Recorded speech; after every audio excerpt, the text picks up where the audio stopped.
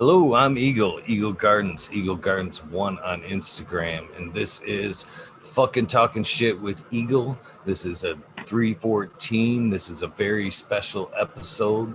This is a memorial for our friend Subcool.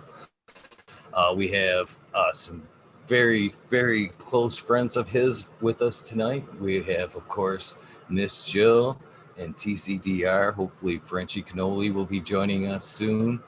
Uh, wow, I don't even know where to start this, man. It's been a year ago to this day. We lost somebody very special to us, to the community, and man, there's just no way somebody's ever going to come back through and fill that man's shoes.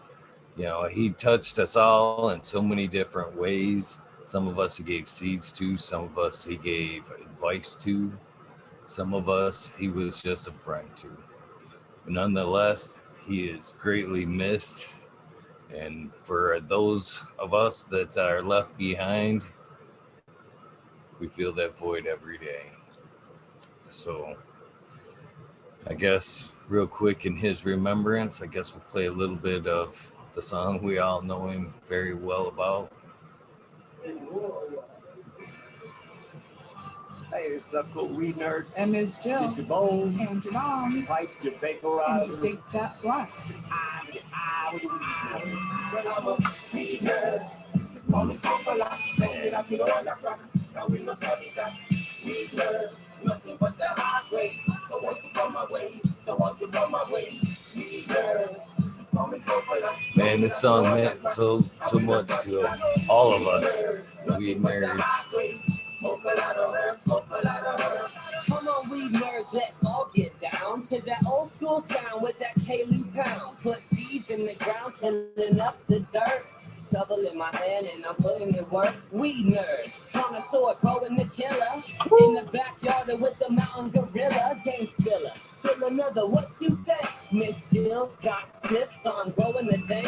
Cheese plate, Aldo, Indo funky. Time rep hash laced in my blunt seat. Skunky, smelly, space bone sticky. Stepped in the dough, got the whole team with me. Iggy Pops, my city's hot. Ukiah, California, got the green on lock. Chilling in my weed crop, blowing some earth. 707.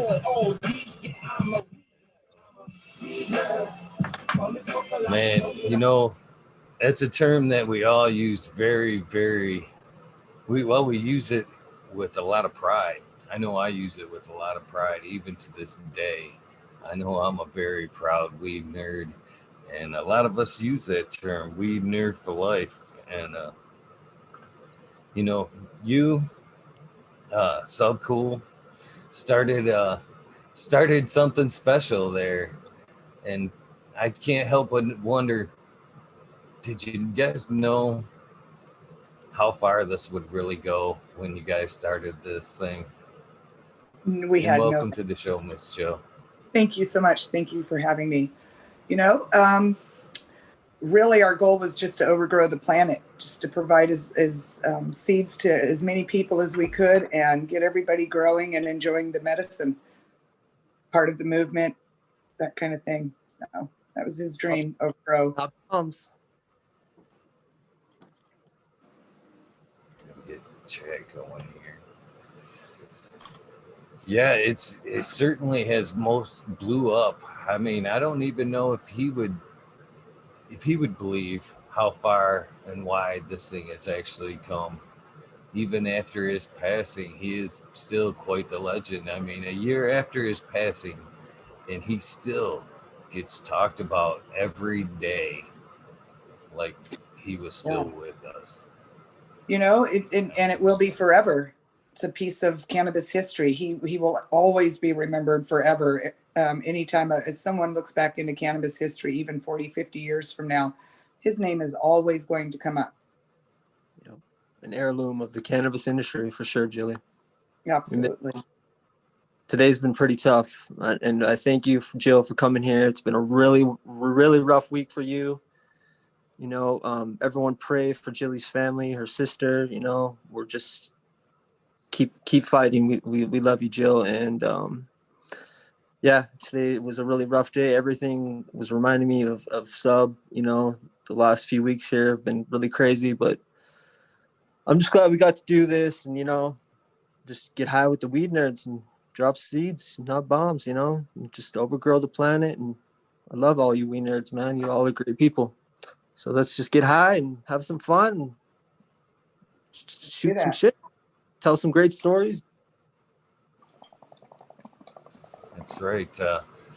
We got T-Dog, the artist. I sent you an invite, Mr. T-Dog, if you would like to join in at some point and, you know, give us some of your Subcool memories. That'd be pretty awesome as well.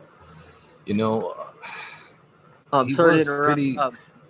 Eagle, Frenchie's Go having ahead, some brother. issues, obviously, so he'll try and get in. So, and Patrick says sorry he couldn't make it. Pat from Heroes of the Farm, excuse me. You know how busy that man is, and he probably had a little zeros of the farm moment tonight or something. Who knows? But yeah, we love you, Pat. Thank you. I love Heroes of the Farm. And Pat still makes a lot of those. I'm sorry. Pat still makes a lot of those originals that he used to make for TGA when he was part of TGA as well. So give him a shout and check out what he's got.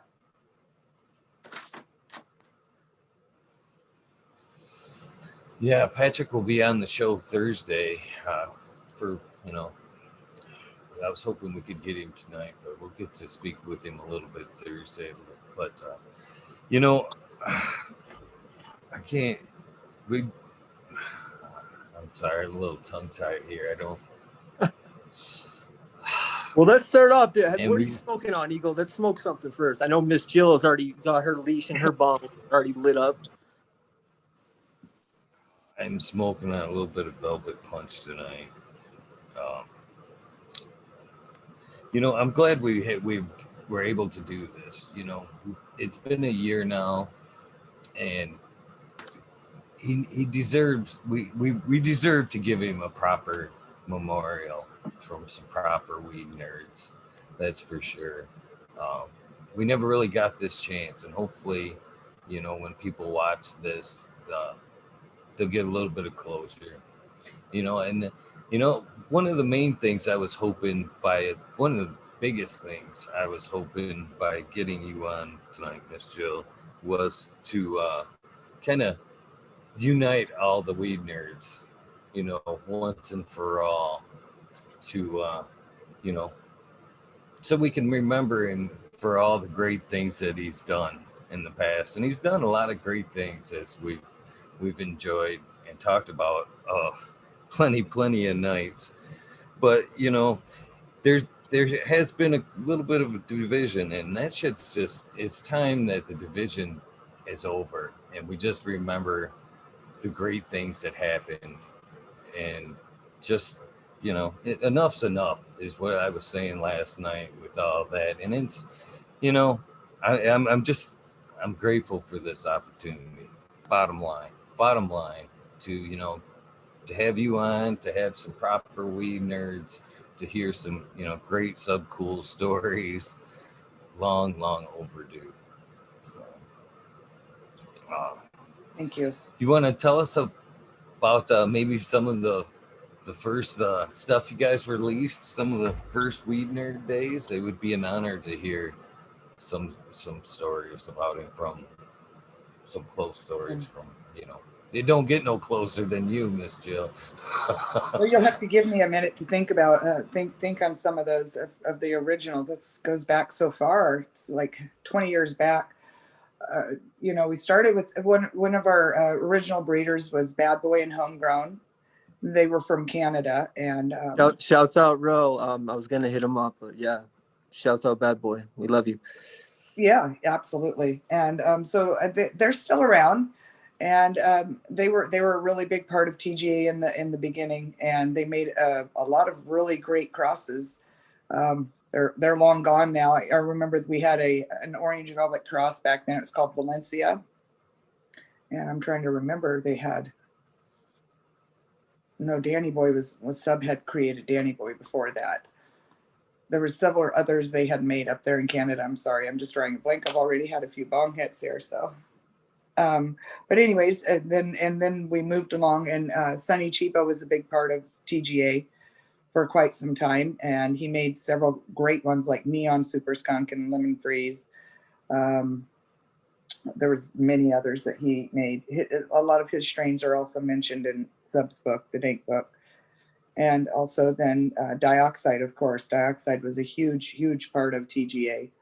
And he actually made several of the big strains that TGA had around the Chernobyl. He made Chernobyl. He had brought the Blood Wreck to us originally. And I know a lot of people want to know the story on Chernobyl. What is Golden Ticket? What is Slimer? There seems to be so much confusion on that.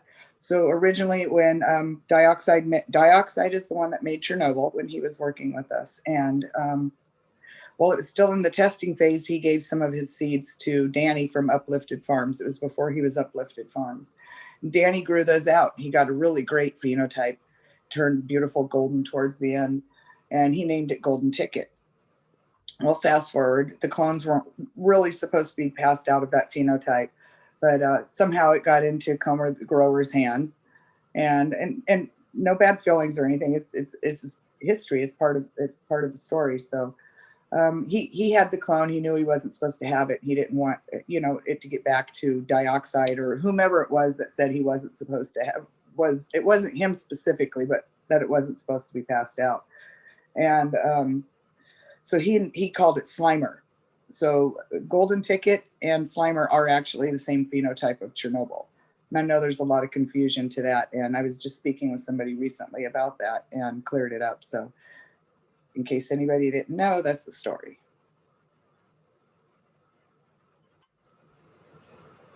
You guys were responsible for so much fire that's went around the last 20 years. It's amazing. Again, I can't help but wonder, did you guys ever think it would get this big? You know what I mean? Jelly Bean, Agent Orange, I don't know if you're aware of this, but I got with Joel earlier this year from North Star, and I asked him if we could, I wanted to do a grow along in memory of Sub. And he passed me some genetics, and I passed them out to anybody that wanted them for free, so we could, in the spirit of Sub, teach one, learn to grow. It was kind of a grow along, and we dropped them on his birthday, and we pass out Jelly Bean and Agent Orange, the first TGA strains to be released, and remember them. So there is a ton of people right now growing the starter strains that started it all, and there's which, and in turn kicked off a lot of memories for a lot of people, and it kicked off a lot of people that hadn't actually, I couldn't believe it, because rec just coming along, there's actually tons and tons of new growers that actually, I'm surprised I hadn't heard of Subcool, but because of this and the show and everything, had discovered and went back and watched, or now go back and watching all the old Weednerds and discovering what it's about. So, it's a lot of those strains are still amazing and still living on and being pushed today. Did you think that they would still be something when they were created then? Did you think that they would be something that is passed around and being bred with today? No, I didn't think that, I really didn't think that far ahead. As we don't, as humans, we forget to think, what's going to be in 10 years or what's going to be in 20 years. And those were actually two of my original releases. I believe he released the Jack the Ripper before those, and I believe even before that was Space Queen. I can't quite remember back to what the first ones were we released, but I do remember that I had some seeds on, Sub was still in Wisconsin. I had some of the seeds that he had made and sent along to me. I believe it was Danny Boy I know Danny Boy was one of them. I can't remember which one the other was, but it was two different strains, and I had released them on Cannabis World on the auctions. And that was back, we were getting them returned at $5 a pack. That's how far back we go, $5 a pack. And they would be on auction, and we would have to rerun the auction. And that was when Sub was in Wisconsin and had gone to came back from Canada and had been in Wisconsin, and they picked him up and took him to jail for a speeding ticket, and then they to put him on the transport bus to go back to the South and service time there for some previous stuff, which he ended up getting off on, thankfully. But Jelly Bean was my first namesake strain, my first strain that I released. It came from my Orange Velvet, which was originally gifted to me as Melvin. It came from a lady named Luann, and she had MS. Her and her husband were growing for her medicine. And my children's father and I had, were helping them set everything up. And she had gifted me the Melvin clone. And the story from it was that it had been grown for about 25 years in Falls City, Oregon, before I received it. And that was about 25 years ago. So she's moving up on about 50 years old. And, the first time I grew her out, beautiful black leaves. She ranges anywhere from a burgundy to black colored leaves, and as well her buds. And big, beautiful. It smells like orange rubber, burnt rubber. And when she first starts flowering, probably about 3 weeks in, you walk into the flower room and you start looking around, looking at all the electrical outlets. You smell like it's an electrical fire in the very beginning, and then it goes more to a burnt rubber. But she is the mother of the Jelly Bean. And then we used Jack the Ripper, which was Jack's cleaner, and a cross of Jack's cleaner. And we used that to create. Jilly, that's Pluton times lamb's bread times purple haze, yeah? Yeah, those are 3 of the crosses in it. I think there's a few more in there. Yeah. And that's the mother of Jack the Ripper, and Jack the Ripper is the father of Agent Orange. Mm-hmm. And we have Agent Orange, and that was named to honor my dad. I know that the name has really been off-putting to a lot of people, because they were unaware of the story, but it was actually named to honor my father. He was a Vietnam vet, and he got cancer from Agent Orange in his esophagus, and he passed away from that. And so I named the strain to honor him, as well as, the other veterans and Vietnam vets and cancer survivors.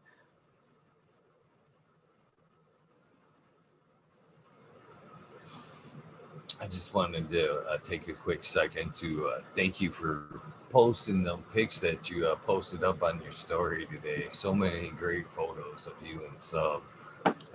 The one I think I actually appreciated the most was your guys' first date pic. Boy, I'd never seen such a clean cut Subcool as that picture there. He looked like a police officer. It kind of stressed me out in the beginning. He moved here to Oregon, and I started taking him around, my other grower friends here in Oregon, and I was kind of concerned that they might be worried that he was a cop, because as you can tell in the photo, he does look like a police officer. So, but we all know, that wasn't the case. I asked him if he would grow his hair out, and it went from there. I mean, as we know, he had the long flowing locks, and that's where he ended. You mind sharing what you guys did that night? I mean, you posted the picture, so you mind telling us a little bit about what you guys did that night? I believe we just went out for a nice dinner or something of the sort. We did like to, we had kids in the house, so we would go away, I would say every 6 weeks, 4 to 6 weeks, we would make a point of getting away. We'd stay somewhere nice and get massages and party a little bit and enjoy each other. Knowing Jill, she was smoking some AK-47 or some Apollo 13 or something. We received a lot of those $250 fines in the hotel rooms for smoking, for sure.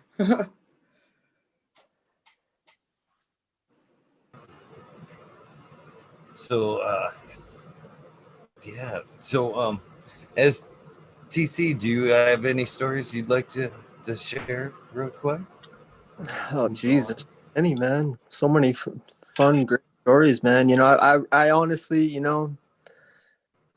Oh, I don't even know where to start with that. Like, you know, if it wasn't for Sub and some of his genetics, like Cheesequake and 9 Pound Hammer with Jinx and just so many, you know, like Quirkle to Crazy Train,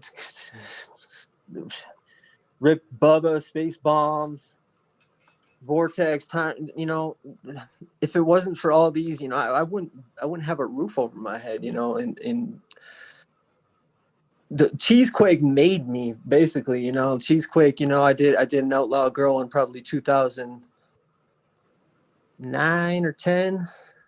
No, 2012. I did the largest Cheesequake run I've ever done. And I honestly wouldn't be sitting in this cabin if it wasn't for that and that man's genetics and everyone's who's worked, you know, from Dioxide to Pat, you know, like I owe so much to these people, and I never buy genetics, you know. And me and Jill were talking last night, and you know, the only reason I stuck by TGA so long is because I was so enchanted by their narrow leaf selection of, you know, fruity varieties, and you know, just they were going in a different direction, you know, and with flavor, and that's what I was always about with my hash. And I was really stopped smoking flower probably like 2004. Really, I was just really into hash ever since. But yeah, honestly, I owe everything to Sub, man. And you know, pulling 1,000-pound runs of Cheesequake, you know, I'd be in no position I am in today, you know, if it wasn't for TGA and their genetics, and you know, maybe like 3 other companies, you know, Brothers Grimm, Bog, few others. But other than that, I've never bought a seed from a brand company in my life. And Sub always gave me seeds, man. I would just, you know, I'd send him a picture of, you know, a 150-foot greenhouse full of green crack with Jack Herrera and some my Asian Fantasy and some old like cleaner or some. I owe so much to this man. Like, you know, I told him daily when I talked to him on the phone every morning, like, Sub, I owe so much to you. Like, I really miss the man, and he was such a vibrant character in the community. It really hurts, man. It's just thinking about like 1 year, like it's been 1 year since we've lost this man. It hits pretty hard. I'm gonna dose some fungi because yeah, my son's being watched, so I figure I'm gonna dose some fungi, and yeah, I'm gonna get a little emotional here. I love you guys. You know, that was the reason I didn't, TC. I knew if I did kind of microdose tonight that I would be emotional wreck, because the shrooms tend to do that to you when, you know, they make you talk from the heart. And yeah, sometimes it's too true. Sometimes I owe a lot to that man as well. A lot.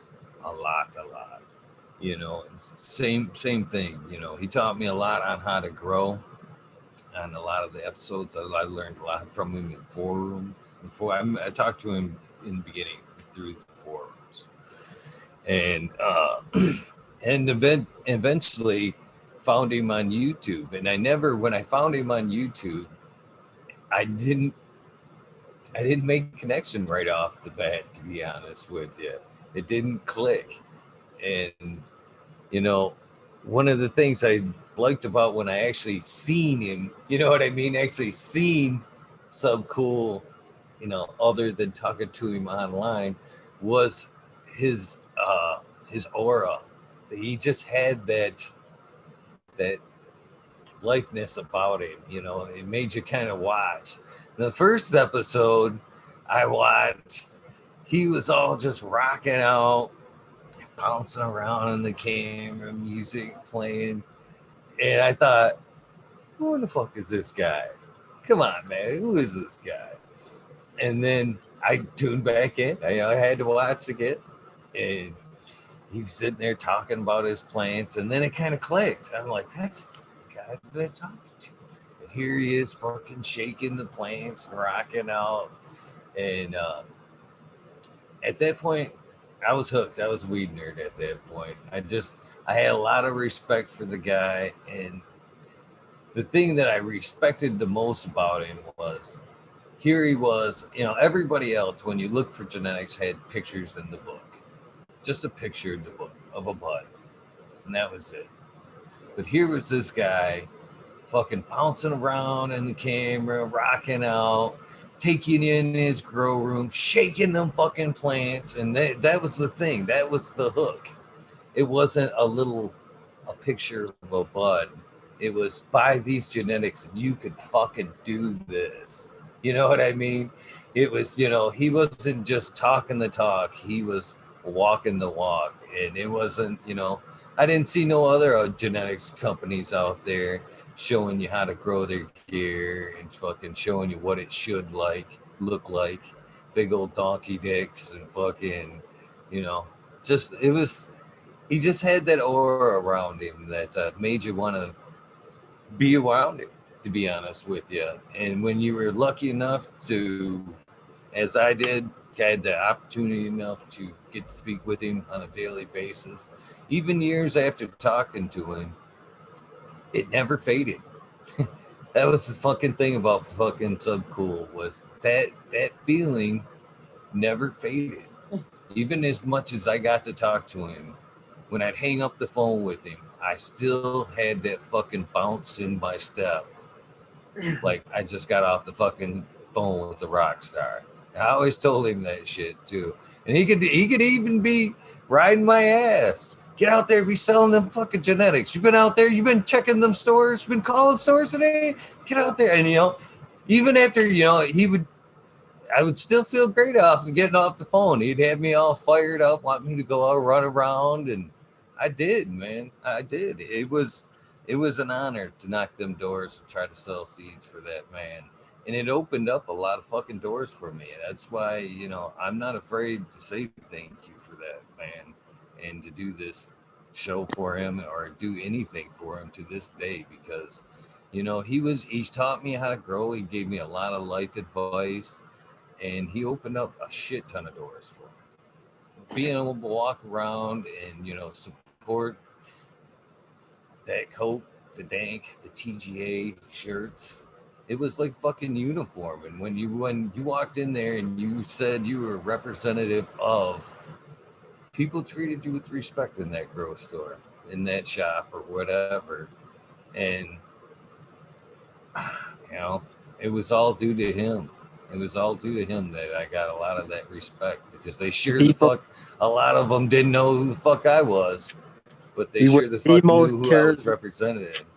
He was the most, Eagle. Hey Jill, did you see that print I got of Sub? Yes, that's amazing. So Eagle got this new painting in my house, and you walk in my cabin, and it's a beautiful, like, colorful print of Sub, one of his really old pictures. And someone came into my house recently, a neighbor who lives down the way, and he goes, who's that character on the wall? And I go, that's the Hunter S. Thompson of cannabis. And you that's always stuck with me, Eagle. I love it. He was too. He was the Hunter Thompson of cannabis. And that's the best representative I can think of. Because just like if you go back and watch Buy the Ticket, or what is it? Take the Ticket Ride by Hunter Thompson. Buy the ticket and take the ride. He talks at the end of the movie there, everybody that knew Hunter talked about how you lived life on Hunter's terms. He was up in the midnight hours, and that's when you talk to him. Hunter trained people to work around his schedule, which was the late night hours. If you tried to call him during the daytime hours, you'd often get a shun or get hung up on or whatever. And Subcool was kind of like that. We worked around his time schedules. If you wanted to talk to him, you should text him first. He always wanted that text first. Just to make sure he was, that respect. And when you got that call from Sub, it was 3:00 in the morning. Almost always, that's when I got that call from that man. It was like 3:00 in the morning, Michigan time. And so, you know, and he made us all work around his schedule. You know, we didn't catch the Weed Nerd when we wanted to catch the Weed Nerd. We caught the Weed Nerd when he wanted to fucking come on. And we all came running. We all fucking dropped what we were doing and fucking came running to hang out in them chats and watch that, man. And man, I'm guilty, man. I got behind on my guard a lot of times. There was times I didn't want him to come on because I knew once that notification come on, I'd be right there fucking hanging out in chat, no matter how long it was. If it was fucking a half hour or if it was 4 hours, we're all right there smoking, talking shit with fucking Sub. And it was fucking awesome nights, man. I don't regret not one of them nights. Hanging out with him, hanging out with all the people I met in the chats. And again, you know, talk about opening doors. I met so many great people in them chats, so many great weed nerds that I still to this day call friends, you know, and all of it because of Subcool. And I, you know, to this day, and you know, I do. I miss that man every day, every damn day. There's not one day that doesn't go by that I don't miss him. I almost, when he passed this time last year, I almost gave it up. I almost wanted to give it up. I had it with social media anyway, and then he passed, and this place that I'm sitting in right now was one of the hardest places to be. You know, this was one of the places I loved to be the most, but it was hard, so hard to be in this garden full of the genetics that he had given me, you know, full of fucking gear he had, you know, given me, fucking shirts, hats, posters, you know, and to look around at all that and know that he wasn't going to be around was fucking super, super tough. But then as I fucking, you know, thought about it and everything, he wouldn't want, there was no fucking way he'd want me to quit fucking doing what I was doing. And I was just thinking about that like 2 days ago, Eagle. Like I was reminiscing on, I opened up one of my old iPhones, and unfortunately one of my really old iPhones didn't work, you know, the old ones with the real old flat big thing. Anyways, I opened up one of my old cell phones, and, you know, I was just reminiscing on old events, you know, old Emerald Cups and all the old high times. And I was just thinking, like, yeah, I've made more connections in front of seed booths than anywhere. You know, it's unbelievable to think about. And I still talk to these people daily. It's crazy to think about. And I really miss, you know, the scene here. And I was talking to Julie about that last night. Like, I really miss seeing everybody at events, and it's been tough, you know. But man, the TGA booths back in the day, they were indescribable. Like, I was looking at pictures and video today on my phone. Like, I would never like hang around the booths, you know. Like, there's a lot of fan people, you know. I always would drop my jar off for Sub, and, you know, they'd smoke it, and I'd talk to them on my own time. But man, it was pandemonium sometimes, right, Jill? Like, Absolutely. Like, I'm telling you, like, TGA booths were fucking pandemonium. Like, I've never seen anything like that. Like, it's just huge, busy. I can only name like 2 or 3 other booths like that, but like, they would gravitate towards Jilly and Sub. Like, it was unbelievable. Like, I was looking at footage today. It was just unbelievable. Yes, absolutely. It was amazing. We had huge booths, and they were just backed up busy. It was the place to be. It's something that I'll never get to experience again. It was absolutely amazing. We just came into the industry at the right time. It was just taking off, and everything was so much fun. It wasn't so commercialized. It wasn't so regulated. It was always a big party. Yeah. I missed the old, I only went to Amsterdam twice, but I've seen some old pictures of Danny Boy and Sub today. and just their outfits and just reminiscing on just the outfits is what really gets me, looking back on like old footage and stuff like from like anything below 2002. It's just, you look at old stuff like that and it's just, it's shocking. It's unbelievable. Great times, man. I miss it so much. I really miss like the late 90s to like 2003. Man, those times were just the glory days, man. The outlaw glory. With you. Absolutely. Everything up to about 2010 was just amazing. Maybe even 2012, you know, everything was 2012 is like Prop 6 or Prop 215. We're still going really hard, but yeah, 2012 is when I really started going underground, like, again, you know, like, and I wanted nothing to do with the industry. I just, you know, I had a dispensary and I just seen how it was being run and people were hiring with no knowledge. And I totally distanced myself from the whole thing and moved even further in the forest and did my thing. Yes, things are beginning to get very over-regulated, and you know, there's so many people involved with the industry now that just they weren't part of it until it became, you know, the more cool thing to do. They weren't there when it was a risk, you know, and they don't understand. They don't understand what we all had to go through. Here's a name I'm gonna kick out, Julia, that came to my Nebu. Yes, I still speak with him. Are you fucking serious? Yes, absolutely. He actually gave me the Black Russian seeds. He called them Black Ruskaya. He gave me Black Ruskaya and White Ruskaya. Wait. So is he the Sputnik? Does he have the Sputnik? No, he gave me the Black Russian seeds before I ever met Sub. So the father of Sputnik, or Black Russian, the Sputnik is the father of Black Russian. No. The Black Russian came from Nebu before he gave it to me before I ever met Sub. Sputnik came after that. We made Sputnik and Sputnik 2.0. I think it was Sputnik 2.0. Because I thought I thought the Sputnik was the father of Black Russian. No, but he called it Black Ruskaya. I can't remember the parents of that. And then there was the white. The 98 Aloha White Widow was the white mother of the White Ruskaya that he had. Yeah.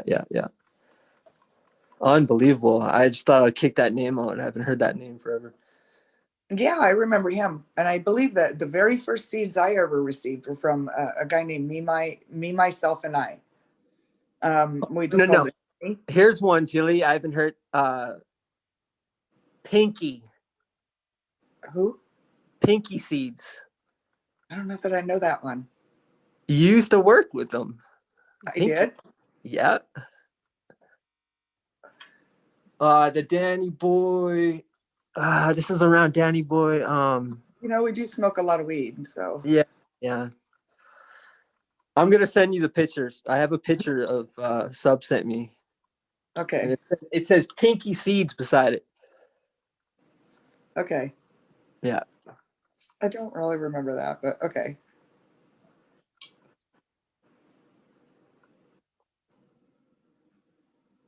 So some of the most favorite episodes from the Weednerds episodes were the Weeding days.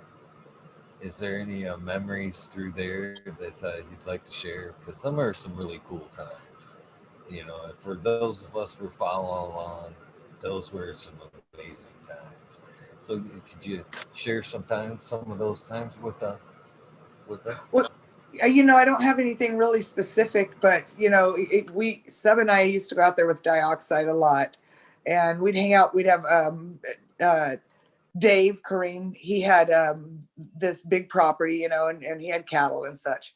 And we'd go into these. He had like a big shed, you know, like a barn shed thing. And we would have parties, you know, he'd have people playing live music. He would play with them because he was good at that. You know, I don't know if you've ever heard him sing and play his guitar. Pretty awesome. And I'm sure you could actually, you know, scroll back through and look and find some with him. It would have been probably pre-2012 that you would find a lot of those types of videos with Dave. And I know we used to feed the cows all of his leaves. He used to go out and till up the side of his field, and he planted his plants right into the ground, and he grew these big, huge trees. He was the first person I ever met that grew big, huge plants like that. And he said he'd have to go out there with his chainsaw, you know. We didn't believe him. We came out and watched him. Yeah, you have to go out there and you chainsaw those down. We'd feed all of the leaves and everything to the cattle. They loved that. They loved all the leaves that, from all the trimming. But we would get so much at the time back then, we would just take days and days and days and days of trimming, just big groups of people trimming. So it was one of our first in Oregon experiences in Oregon with the big outdoor grows like that. And Dave was pretty awesome. And he had a really nice wife. Her name was Fluffy. She came and hung out with us once in a while. She was into her knitting and crocheting. We met quite a few awesome people out there for sure.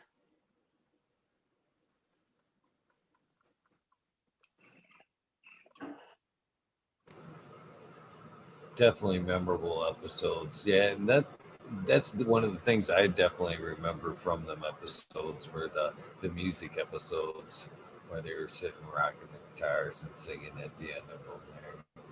You know. Yeah, he did the harmonica too. Yeah. Had been some pretty great times back then. As like you said, as before things really got kicked off and you know the limelight really got shined, it had to be really cool to, you know, meet a lot of folks that turned out to be pretty influential in the industry later on, for sure. Yeah, we didn't have any idea that things would turn out that way in the end. You know, we were having a great time. We were enjoying what we were doing, and wow, I can't believe it's come so far.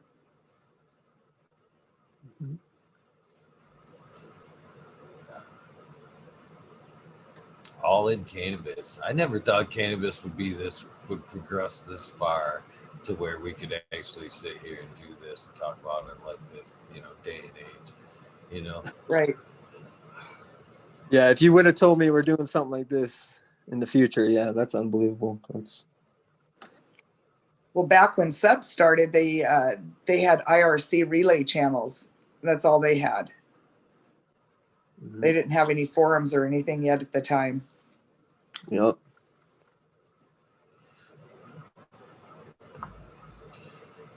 He'd be pretty proud to see, you know, just a year later how far cannabis is really coming. I mean, we're really close to full-on legalization here in the United States. You know, get really close to, you know, overgrowing, like he always said. I'm still there with him, though. I mean, everybody should be growing some. We should be growing some. Absolutely. There's so many benefits to growing this plant, and you've been proud to see how freely genetics were passed this last year. How many people were started growing this year? It was pretty amazing, and a lot of it still due to that you guys, him. You know, it's amazing. It's amazing how far you guys have helped push this thing. And we do owe a lot to him and the rest of you guys that were pushing genetics around way back then. You know what I mean? A lot of gardens got started on the backs of you guys that were willing to ship seeds around. That's for sure. You know, even fast forward many, many, many years later when I started doing the same thing for you guys, for him. I was scared shitless. I got the first packs I put in the mail. I was fucking terrified. I can't imagine. I can't even imagine doing it, you know, 15 years before that, you know, when you could really, really get in trouble. I mean, at least when I was doing it, I had somewhat of a leg to stand on. Hell, it's seeds. I have seeds as far as I'm concerned, or they're medical. They, you know, I had a leg to stand on, but back then it had to be terrifying. Yeah, seeds never really they were too easy to smuggle for me. Like that was my whole theory. Like there's just too many good ways to smuggle seeds, you know, and that's, you know, shouts out Bad Boy, you know, the reason, you know, Canada was flooded is because that whole crew and us boys in the lower mainland who flooded the genetics, you know, up through Canada, up, you know, across borders. And, you know, I bring stuff to Mexico, you know, like still to this day. I'm not scared to say it. I smuggle seeds. They're just a souvenir seed. Like seeds have never been an issue, but weight, yeah. But I do understand where you're coming from. When you first start mailing seeds, yeah, it's a definite, yeah, it's a risk, yeah. We got some clones across the border a few times too. Oh yeah. I know all the good ways to do that. Alive, yeah. Seeds. It all started really just hemming, you know, like you'd have your girlfriend, you know, hem up, you know, a whole line of seeds in your jeans or your. That's how I started doing it when I was younger. And my dad, you know, I learned all from my dad, you know, Amsterdam to Canada to the States to Mexico. Absolutely. There's all kinds of ways. Yeah, it's too easy. Seeds are too easy. You know, and now I don't try to hide them. I just put them right in my bag. Yeah. They go right through. Nobody says a word. So, does anybody have any of these left? Does anybody remember this? Oh, wow. This is one of the only things that was saved from the fire because on the night of the fire, when I saw the flames, I ran back to my bedroom. And I just grabbed a bag because I thought we would get to come back the next night. I'd never imagined the whole house and everything would burn. I mean, I was afraid it was going to, but I was kind of just telling myself, no, because you never, that kind of thing never happens to you. You know, you just don't think it's ever going to. So even though I knew the wall of flames was coming and there's nothing going to stop it, I ran in the bedroom, I grabbed a bag, threw one pair of clothes in it. And I had the worst part about it is I had like 3 boxes of mason jars. And 2 of the boxes, one of them was completely full of Space Queen I had just harvested. So it was like, it would, you know, probably a couple pounds, you know, 2.5, 3 pounds. And then there was a whole nother one, but it was just different kinds of weed. And then there was another box on top that just had some partially empty ones. And I just grabbed one of those real quick. So I ended up leaving the house with a quarter ounce of weed when I had pounds of weed sitting there. But I grabbed this because I knew it had a pipe in it. And I wanted to make sure I had something to smoke that little bit of weed with, still thinking I was coming back. But unfortunately, that didn't happen. What do you got there? A little sidecar? So I've got, I do have one, but it's not from them. It's made by the same maker, though, but it's a pretty rainbow. So I still have one of the original TGA rolling trays. One of the jars. I know a lot of people probably have a lot of more stuff than that because it didn't get all burned. But I also have these. I don't know. These are kind of cool. I got all that stuff so far. Do you? Yeah.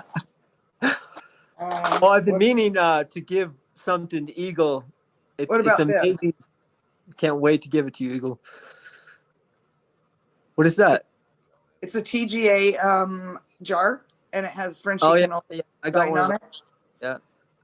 And I think this is one. It should be one of the ones. Yep, it's etched. The glass itself is etched.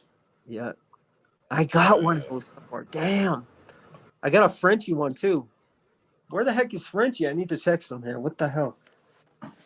I can remember the episode when he brought those out. You guys were sitting out on the deck smoking when Frenchie brought those out to you guys. An old TGA pin I had made for like a little promotional. Oh, I want one of those. Mighty Quinn. Oh, and this Vector lighter, it was like one of the last things Sub bought me. I haven't used it. It's just been sitting in there, brand new still. There you go. Put that on your rip. I need to use it. Pretty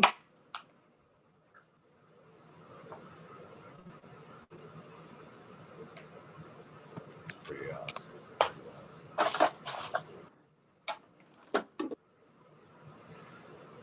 So Miss Jill.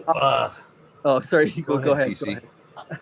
No, Well, I you just go ahead. Please go I've ahead. been talking a lot about genetics with Jill lately, and one came to my head last night before I went to bed. Was you worked with the flow, yeah, Jilly? A long time ago, yeah. And what Sunny, was it? The floater, Sunny yeah. Chico had it. The floater, you called it, yeah.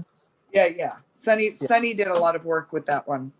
Okay, I want to try and find those pictures because I'm gonna make a little mini documentary for you and Subby, and I'm just trying to gather through all the old stuff. If you contact Sunny Chiba, he might actually still have some seeds that have that, have that or have a cross of it in it. Wow. Because I know he does still have some seeds. I believe he said he was going to do seeds again, but don't hold me to that because I don't want to misspeak on that. What about Ortega? Oh, Taco. No, I don't know. I think Bad Boy would have been the last one that had that. Okay. I'm sure he does not. No. It might be around British Columbia. And Squid was the guy he was living with when I went down, when he was supposed to come down and visit me, when he was supposed to come up to Oregon and visit me, but then he got picked up and they held him in jail until they picked him up in the transcore. So that was when he was living with Squid. So Squid also might have it. It's possible. I don't know if he continued to grow or not. And I don't know if you even know how to contact Squid. I haven't had contact. Yeah. What about tell everyone about the blueberry and all the what was it, the Batgirl and stuff? Oh yes. So I have it's called Batgirl, but Batgirl's just a phenotype of Jack's Cleaner Blueberry, which Sub had made.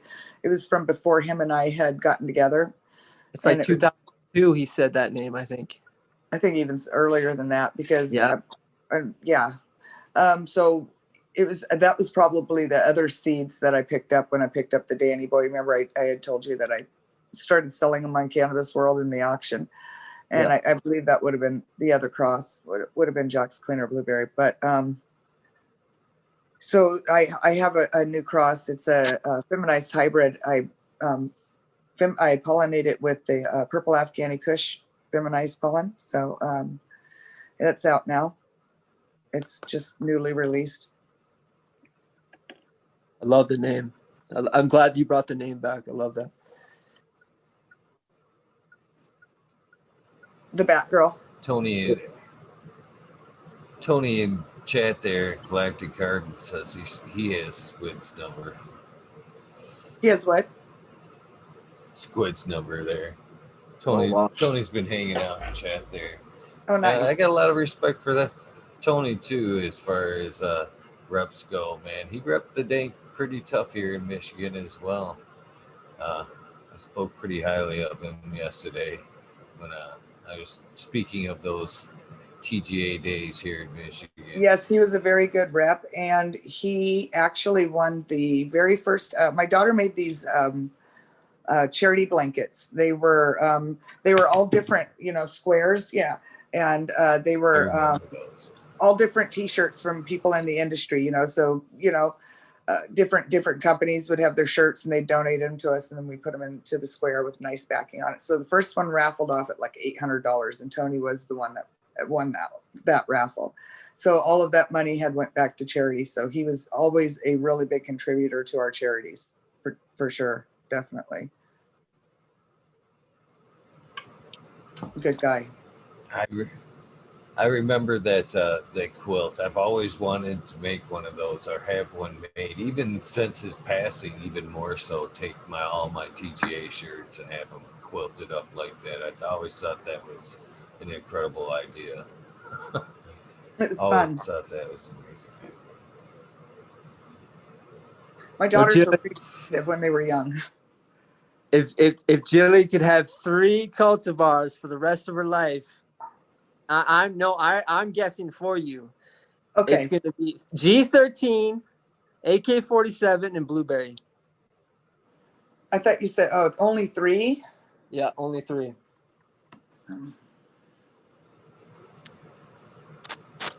I really like Dog Walker. Yeah. You said that the other night, yeah.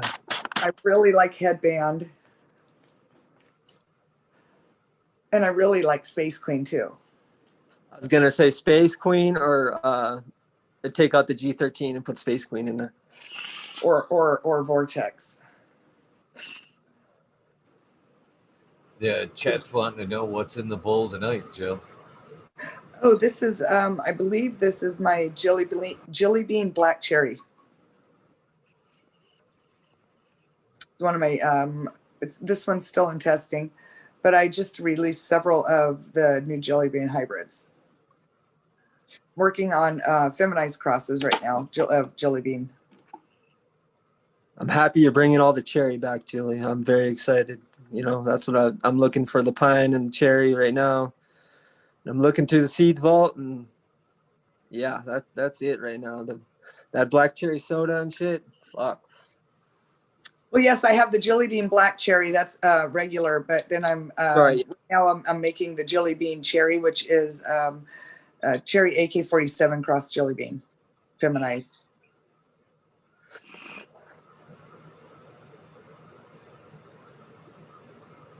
So, And Miss I Jill, also could you mind? Oh. I was go just saying ahead, I please, have you're the the plush guest.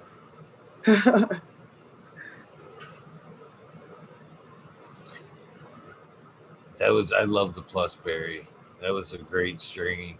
I'm actually sitting on one of the pink pheno era packs that I've kept just for that reason. And that was one of my favorites there. Plus berry, Quasi Train, and yeah, those are a couple of my favorites right there. Cheesequake or some Crazy Train and Cheesequake were first two, followed by Agent Orange and Jelly Bean were my next two. All of them fire. All of them fire. You never ran the Apollo 13, the back cross Eagle? I have a pack of it. I have yet to run it. Oh, run that in the time wreck. I'd have to say Vortex is one of my favorites. Yeah? Yeah, Vortex. Yeah, it's just Jelly Space Queen. Yep. And Apollo 13.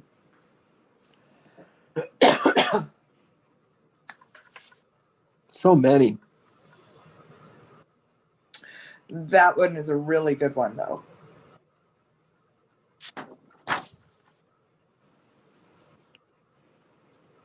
So I'm curious to know. You guys have went to a lot of fun events and stuff. Can you tell us of one of your favorite events with Sub and why? I really liked the Seattle Hemp Fest. Back when we first started going, I remember the first time we didn't really have anything to sell. We had some seeds, and his dank book wasn't even published yet. It was being printed, and so we didn't have any in hand. So we were taking orders for it, writing it down on just a piece of paper. We started that simple, and we just had a table. We just had a table with like a regular old canopy over it, and kind of down in the grass at the Seattle Hemp Fest, and that was one of our first events. It was actually a lot of fun, and we grew from there. And one of the funniest memories, because we were with Dioxide through all of this, and he used to always pull the trailer. That was his thing. So we're trying to load out, and this is after a 3-day weekend. You're exhausted by the end of Sunday night. You just want out. You just want to go home. And he's in there trying to pull the trailer out, and we have to go from Washington all the way back to Oregon. So it's like a 6-hour drive, between 4 and 6 hours, and we just can't get it. And they're so frustrated. They're almost crying. They're laughing, you know. Dioxide's like comes over on his cell phone. He's like, fire on the main stage, you know. Pretty soon we see the fire truck come in. So that just means it's holding him up that much longer. And that's where until the wheels fall off, motherfucker. That's where that came in. Because that was one of the little side jokes that night, because of all of the crap that was going on. it was just absolute insanity sometimes at these events. But now looking back, I wish I could just go back and do it all over again. It was some of the best moments of my life, to be honest. We had so much fun when it was all new and it, wasn't commercialized yet. It was really fucking cool. And I'm so glad that I got to be part of it.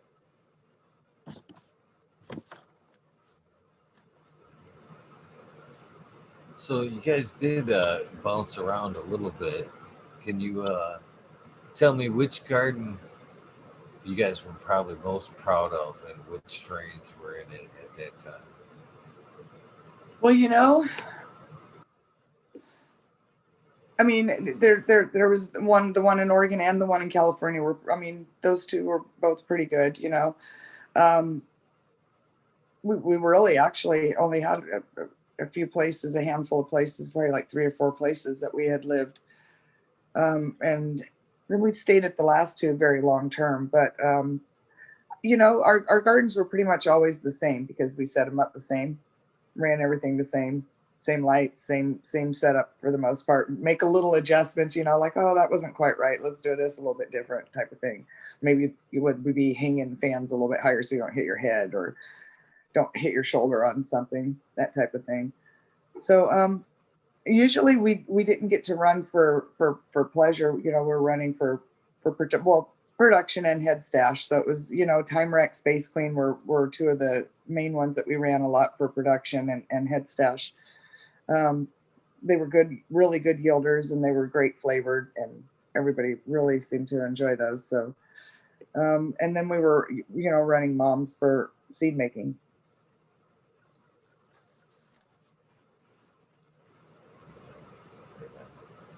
And of course, stepping out, running our own testers out through the garden as well. No, that's the Sonoma house was definitely dialed in. You guys had it dialed in. You guys had your, yeah. Yeah. Yeah, it was doing really good at the end. The outdoor gardens in Cali were pretty impressive there. Absolutely. They got better each year too, for sure. I can't imagine what it'd be like to harvest like that. And not on time, California time crunch. And with our outdoor, we weren't looking to make a big profit on it. We were just, we were selling it at a real good, decent price, and we were moving it quick. And we took all the majority of that money outside of, expenses that we wanted to reimburse ourselves for. We put all of that money to either cash donation or actually, going and shopping and buying a bunch of toys and different things for kids, clothing, coats. And we started the barrels at dispensaries, for people to donate toys, coats, canned foods, those kinds of things. And as well, we were doing medicine drives, during that time. So people were donating, from their outdoor crops at Christmas time for families that needed medicine through the year as well. We had that at several different dispensaries, like 7 dispensaries in California and a couple in Oregon. Also the Emerald Cup, we did it a couple of years at the Emerald Cup as well. And then had a trailer full of toys because we'd bring a bunch of toys with us, and we would pick families. They would tell us, what kind of, what ages their kids were, gender of their children. And we would get bags together full of toys, and then they would come and pick them up from the trailer. We just props to you for several months, and as well the military families as well, veterans, disabled veterans. You guys put in a lot of work, and a lot of people didn't give you the credit where credit was due when it came to charities. Let me tell you, because those toy drives and all the work you did with autism with Jinx, I'd always give Jinx, $100, and he'd throw me a couple pins or $200. Like you guys did great work. So props to you guys for that. Thank you.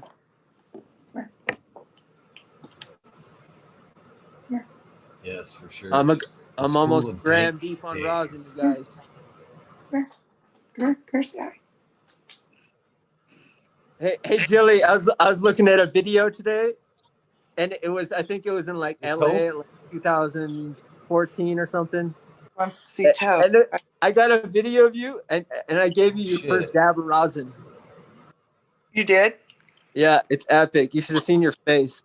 Say hi, Toe. No? Come here. Come here. Say hi.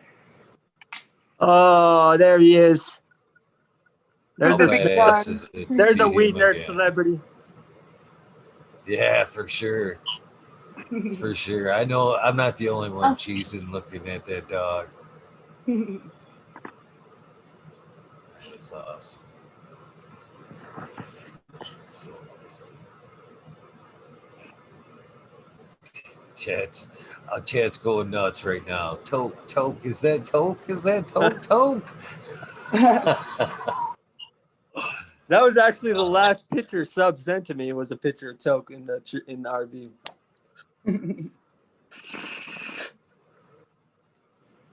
Can't believe he's still kicking. Yep, he's a fat, happy dog. He just lays around on his blanket all day. Right now it's wintertime, Oregon, so we don't get to take walks quite as often as we, do in the summer. So, he's gaining a little bit of weight, getting a little fat.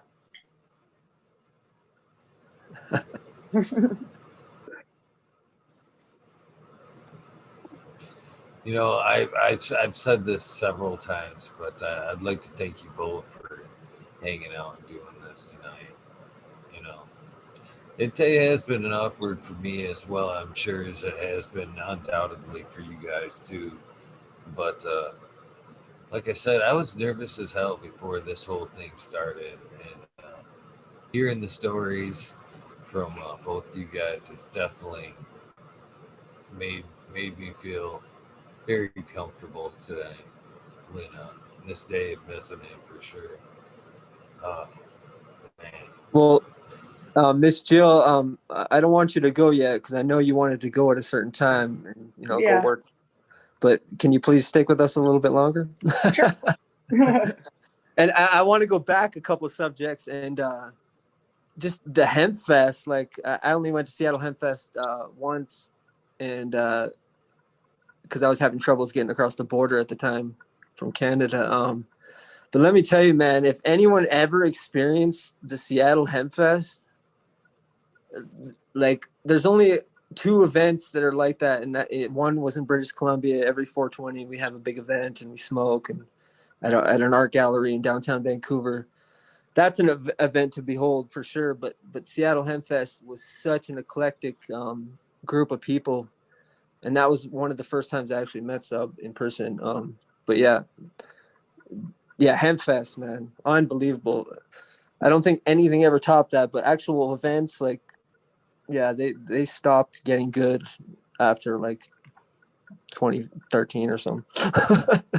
I agree. Absolutely. It used to be so much fun. Yeah.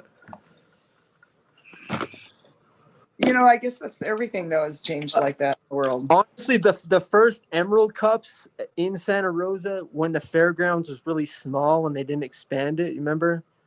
Yeah.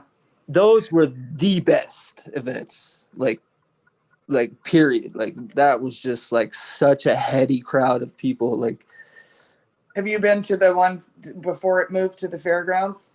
Yeah, I was there once. It's cold up there. It was snowing, and the rain. It was raining. It's like the water was standing. I guess like that much above the gravel. It was like. Yeah. It was like, honestly, the best event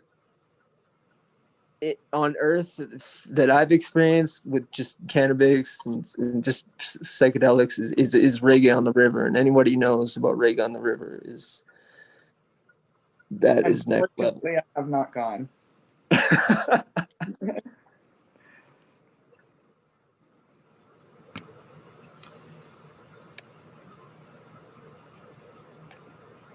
So many great times, man.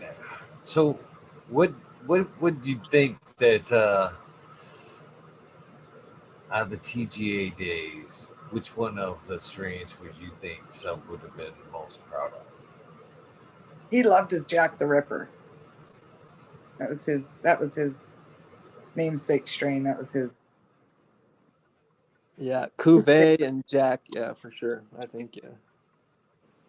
He did like his Third Dimension and Vortex as well, though.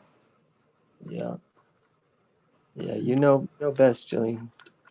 Well, Quirkle too, I'd have to say. You know, that's a hard question there. It comes in phases, right? Whatever good hash is being produced for your 3-hole dab rig. Stop.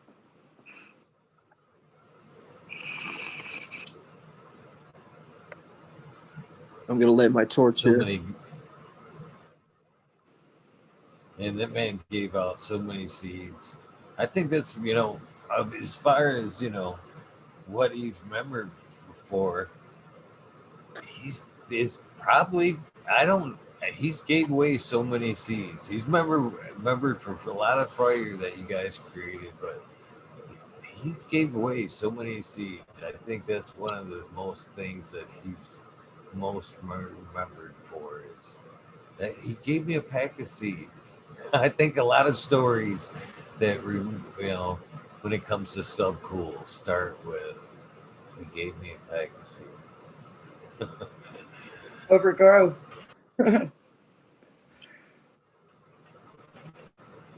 Pretty awesome, dude.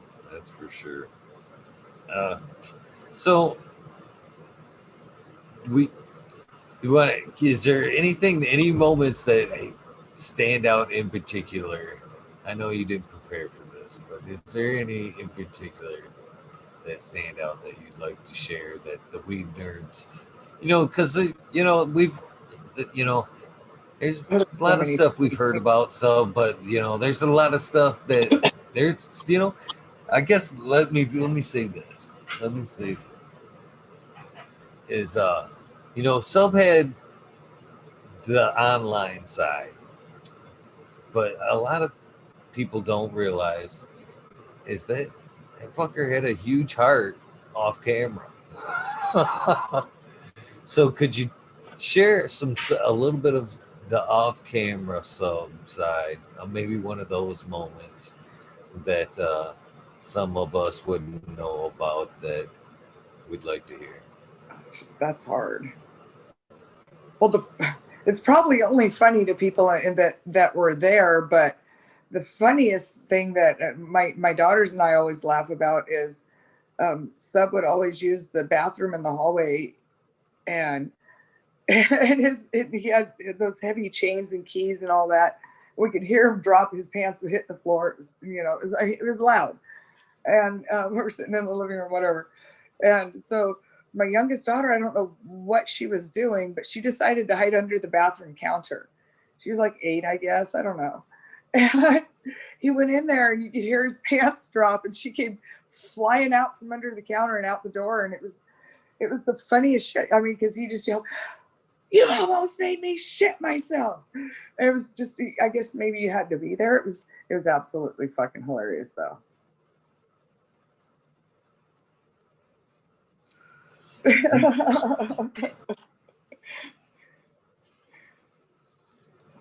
He did have quite a big heart too. He put on that persona for sure. Like, he didn't give a fuck about shit, but he did. He gave a fuck, and absolutely. He was good. In hindsight, I wish people would have gotten to see a little bit more of that side of Sub, to be honest with you. The pre 2014 or whatever, 2000, about 14, 15. That's when it started kind of going down. Definitely a great guy behind the scenes, for sure. And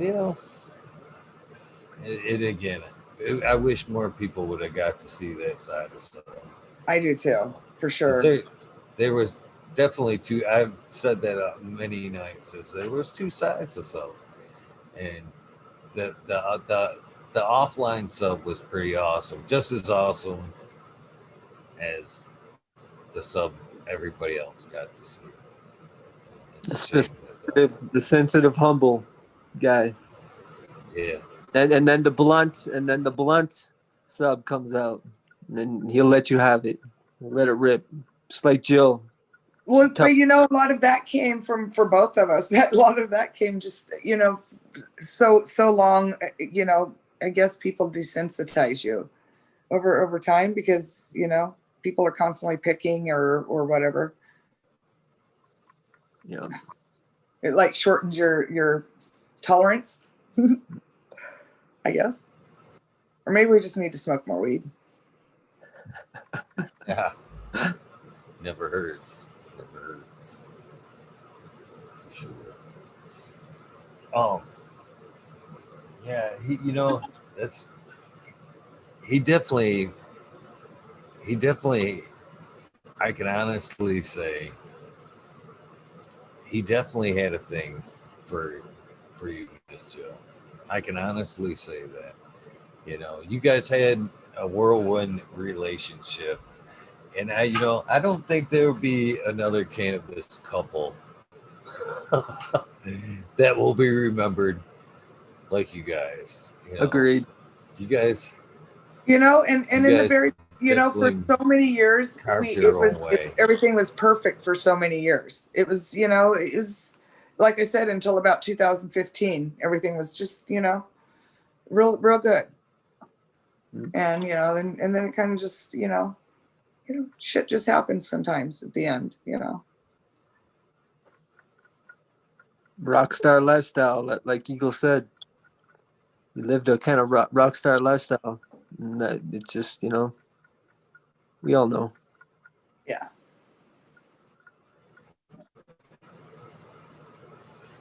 He will be missed, that's for sure. He will be missed. Yeah. I don't even think, you know, I got to talk to him quite a bit in the last few years. And I honestly don't think he realized how big of an impact he was, to be honest with you. I don't, you know, he would tell me that, you guys all think that I'm some big superstar, but I'm here to tell you this cannabis thing's a small thing. You know, I can turn off this camera and I can go into town and nobody knows who the fuck Subcool is. And I was like, that's so fucking wrong. You know that's wrong. And hearing his passing, man, he touched so many people. I really don't think he realized how many people he had touched throughout the years. I really don't think he had a clue, to be honest with you. That's for sure.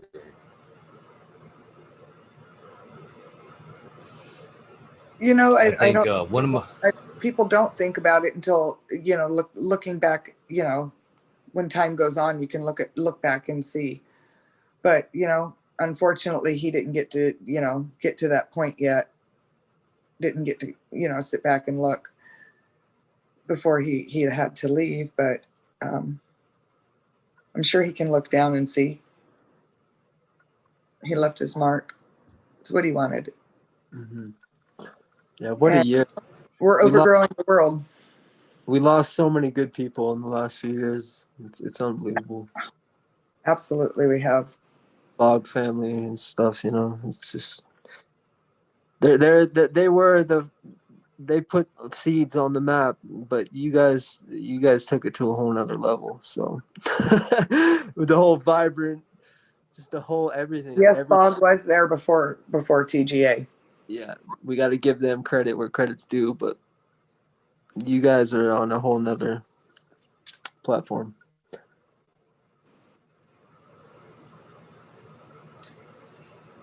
And now they can go smoke some. Now they can go smoke some weed together and wait for us.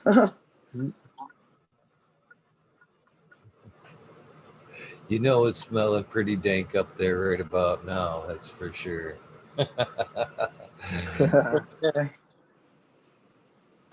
can only imagine the garden he's got up there. I can only imagine the garden he's got up there. Yes. Anyways, we're all a little somber here, so let's pick it up. Whole vibe today is just reminiscing on pictures and just.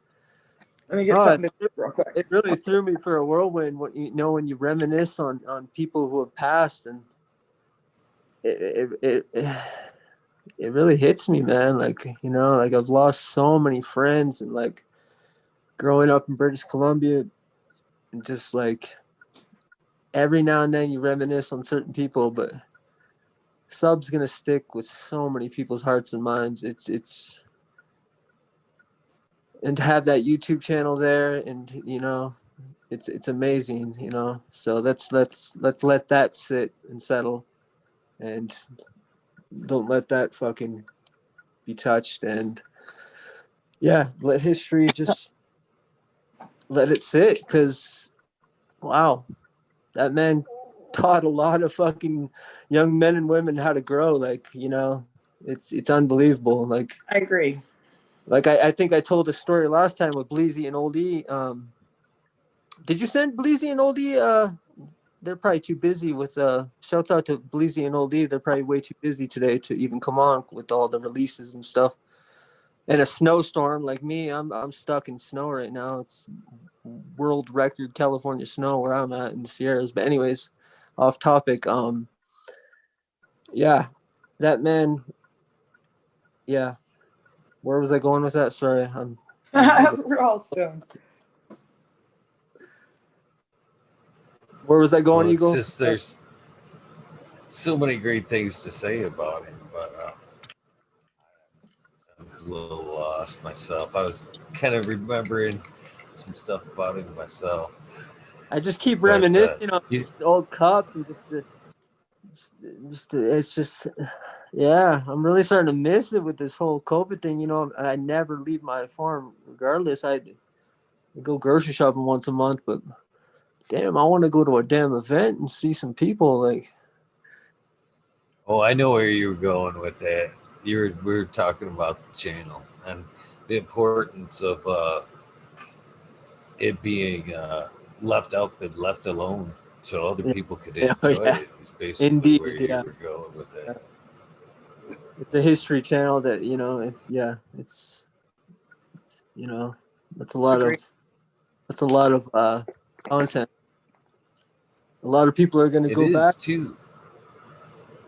Yeah, it's unbelievable. And there is a lot of people going back. I know there's quite a few people that are weed nerds that have, man. And again, I thank you both for this. I can't stress that enough. I have seen so many weed nerd names that I have not seen in a long time. A lot of them do come through here, but a lot of them that I haven't seen in a long time have come through here. But as I've done this in the last year, I have been very vocal about trying to keep Sub's memory alive. Both in the memorial I did when he passed, his birthday, and I've had a lot of weed nerds on. A lot of people wondered when I started doing this how I was able to get a lot of the people that I got on. And it was, I can't believe a lot of people didn't figure out when it first, kicked off that it was a lot of weed nerds that were coming on. But so I was talking about it quite a bit, and what I was noticing was there's a lot of the people that were coming and hanging out in these chats.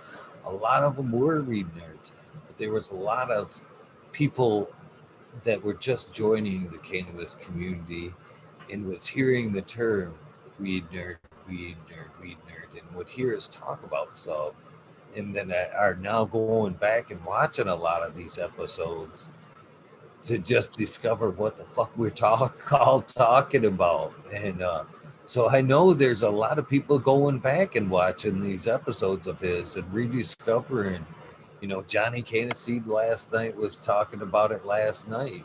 You know, Teacher Bees went back and watched a lot of episodes. Madam T. There's a lot of people that it's in this community that's going back and starting over. They're weed nerds from the very first episode this year. You know what I'm saying? And even as like Johnny Candace talked about him yesterday, you know, he's like, I get it. You know, I get it. I look, you know, I never he's like, I never even knew of him until you guys talked about him. And now I had to go back because of the way you guys talk about him, I had to go back and watch. And now he said he's, you know, a few episodes into it. He's like, I get it. I totally get it. I see the man that you guys talk about, the charisma he had. He's like, I can see where and how you guys all got caught up in the weed nerd thing.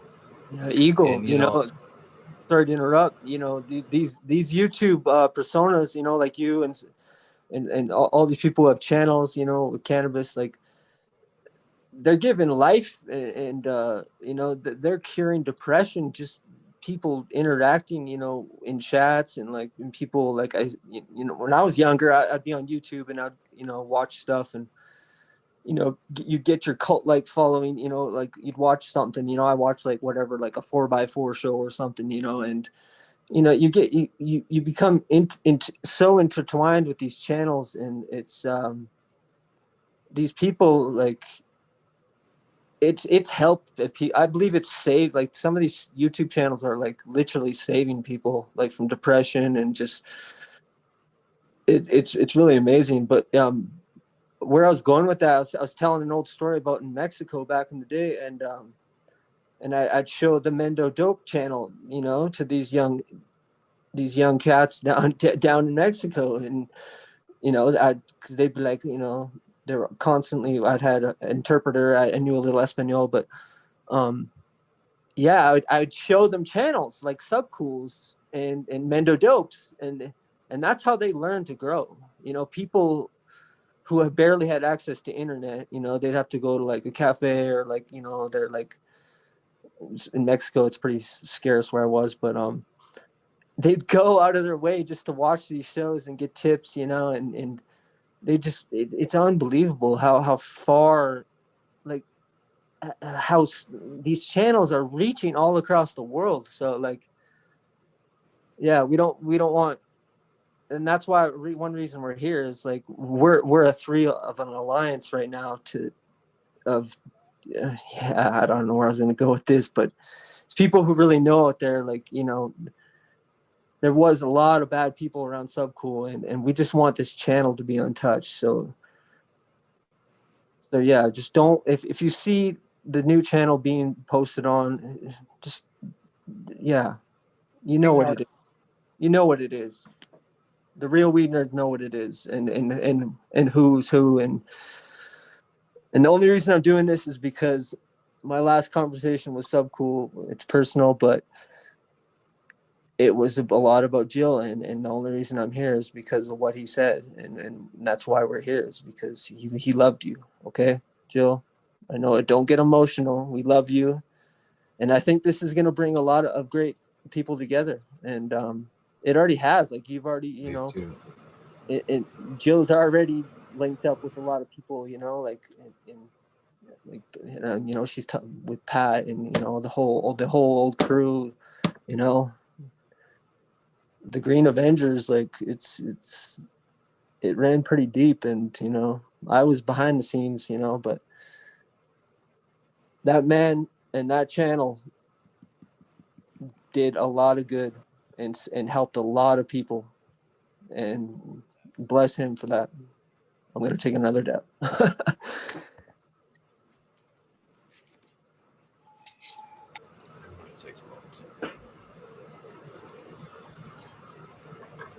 Yeah, that channel is very important that it does stay up for sure. Very important. It's what his legacy. It's basically it's his legacy to all of us. You know, one day, like in the future here, you know, I want my son to watch that channel. You know what I mean? like watch it from the beginning. You know what I mean? He's 3 years old. You know, like I want that to be there. So I can't stress that enough. I agree with you, TC. I agree with you very much because as I was going through my Weednerd phases, my kids would watch me go through them chats every time he'd come on, be sitting at the table, listen to him, going through the chats. I never really understood it. And now that this is going on and these things are going on, she's a weed nerd now. She's a next gen weed nerd. She's seeing what it's all about. And we always say this is all to do with something. We do this because we're in the habit of doing this because something coached us into doing this. And man, it's super important that they can go back and see what the fuck we're talking about. Because he was the spark that sparked a lot of this community thing. There was a cannabis community for sure before, but it wasn't the weed nerd community is something completely different. It's a strong community. It really is. And a lot of, like I said before, a lot of friends have made. He's brought a lot of fucking people together. It isn't just cannabis he's brought together. He's created a lot of fucking friendships. I'd see every night. A lot of people say, "I miss that fucker. I miss that fucker." Hopefully, miss you don't take that in a bad way, but I called him fucker a lot. He called me fucker. He called everybody. You're good. Pretty sure that's his favorite word for sure. Fucker. Yep. I know. You're good. His hat said fuck. I mean, yeah.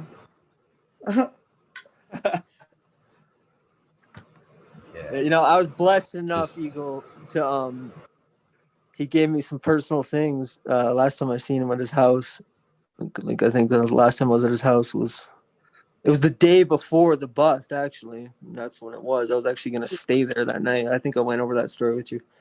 But he gave me a bunch of the pins off his hat because I'm like, I gave all my my Jinx proof autism pins away.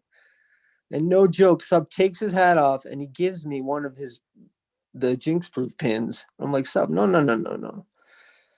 I'll never forget that, man. He just hands me, and I know how much he loved his pins. It was just it was a weird moment for me when he gave me that pin because I'm like, why is it's fun collecting with them? Yeah, because we did it for years, like before we ever moved to California. Is when we started it. Yeah, I know the pins were just. I just knew how much that pin. Yeah, it just represented him, and so I got that pin, Eagle, and I'd love to give it to you, man, and for you to wear it on the show or something, because I got a big package for you. I haven't been able to go because I've been snowed in, but yeah, I want to give that to you, brother. Thank you, brother. It'd be pretty fucking awesome.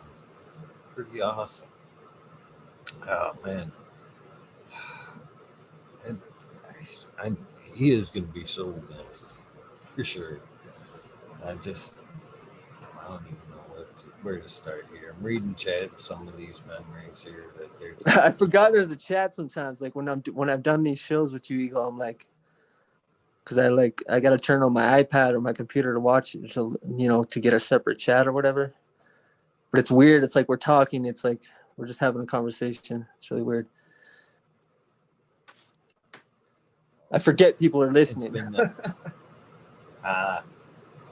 They've had nothing but great things to say tonight. Shout out to the Weednerds. Much respect to all you guys. I was gonna say something and I kind of got a little squirreled there. Eagle's got a little sidetracked. He had a little bit of a whirlwind of a day, huh? A little scatterbrain today, Eagle. I love you, bud. love you too, brother, man. I was a little worried about this, you know. I don't know why. I don't know why I was so nervous about this in particular episode. Yeah, I wanted more to get. like I said, Sorry, go ahead. wanted to be. I wanted to be right. I had a lot of respect for that dude. And I wanted it to be right. It's been a good night for sure. I've been a lot of great memories. The fucking. I agree with you. It's very important to do what we can do to keep Sub's memory alive for what he done. You know what I mean? That's what I'd like to stress there for what he's done, not to like what may come. Hint, hint, wink, wink. Remember him for all the great things he done. So much of it to be remembered for. The great strains you put forth. It's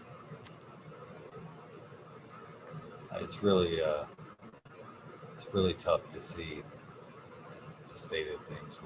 What did it used to say, Jill, on the back of the TGA pamphlet? I'm trying to look for one right now. Which part? It says something about the YouTube section.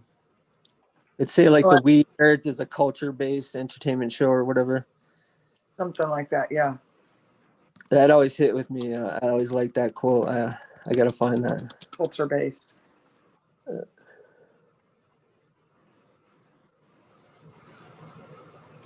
have one right here. Weednerd is a culture-based entertainment show that airs on YouTube several times each week. Music, humor, and political commentary in the field of reporting makes up this popular show to anyone that is 420 friendly. Maybe the best cannabis culture show online today, featuring Subcool, that's it. Miss Jill, and many other guests. Right. Epic. I have a lot of memorabilia too. Yeah, save that. I do. I treasure all this shit. You know, you guys know. You guys did blaze a huge trail. You guys did blaze a huge awesome. trail. So I give you really cool. You guys tons of credit for all the shit you did. For sure. Name them all off, Eagle. Name them all off. What do you got? Oh yeah. What do I got? No, you name off everyone on the pamphlet. What year is that? The pamphlet? Oh, this is early. Is there a way I can tell with the year on it? Yeah, 2008 to 2015 is the copy right here. So it didn't have the tack straw. And, well, it's got 9 pound hammer on it, so it's got to be 2013. Yeah. It didn't have the Brian. It's got Pennywise, Professor Chaos, Apollo 13, Cleaner, Crazy Train, Quantum Kush, Kurt Borkle, Kush, Ripped Bubble, Sonic Screwdriver, Space Bomb, The Flave, Third Dimension, Time Wreck, Vortex, 9 Pound Hammer, Agent Orange, Apollo 13, BX, Brian Barry Cough, Cheesequake, Chernobyl, Conspiracy Kush, Cuvée, Dairy Queen, Deep Purple, Doctor Who, Galactic Jack. This must have been when they're in California. Hercule, Jack Skellington, Jack Straw, Jack the Ripper, Jack's Cleaner 2, Jesus OG Kush, Jelly Bean, Kaboom was a good one too. Marion Berry Kush, Mickey Kush, and Nurse Jackie. That's another one. That's one you don't hear a whole lot of. That was early. That was like 2012, 2013. Medicine that wasn't far off, right off the top of my head. Before the falling out with the readers. Wasn't that the Medicine Woman, Julie? Which one? The Nurse Jackie. Nurse Jackie. Yeah, I think so. Yeah. Medicine Woman. That's a Jackie. homegrown Natural Wonders strain. Yeah. Woo. So much fire. So much fire. Yeah, I've got a lot of stickers, shirts, and stuff from that era too. And even back then, I wore that shit. Proud Weednerd. Proud Weednerd. Good times. Good times. I don't think how many seed catalogs Go you ahead. got, GA Eagle? Quite a few. I would have to put them all together, man. They're all in my seed box. There's another box I put aside after some pass. I put a bunch of shit up because I didn't want to get fucked up.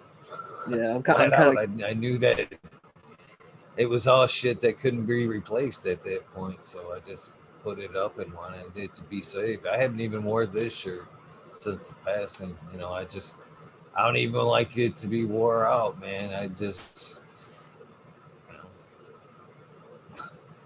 like to keep it for what it is. You know? So a lot of it's put up. And even with the strains I have a hard time wanting to pop them. I know I should be popping them seeds. I encourage other people to pop the seeds they have, you know, but it's just one of them things, you know. It's hard. It's like touching an antique. Yeah. Do you realize, Miss Jill, the memories that you guys have created? I mean, it's pretty crazy. For sure. Yeah, it's pretty awesome. Yeah, I bet you Jill's reminisce. We love you, Jilly. You know, I don't know if you can read chat. I'm sure you're getting a lot of love in chat. And, I can't see it, no. No, I can't either. That's what I'm saying, though. There's still 146 people watching right now, and not one bad comment has came across that screen tonight. Well, that is truly The Weednerds have all greatly appreciated, you know, this. And like I said, you talk about the problem area there, and it did kind of split the nerds up a little bit back in the day, but I think this is going to help bring us all back together. Do you know what I see? Do you know what I see in that? Is I see that this was a over 20 years, you know, from start to end.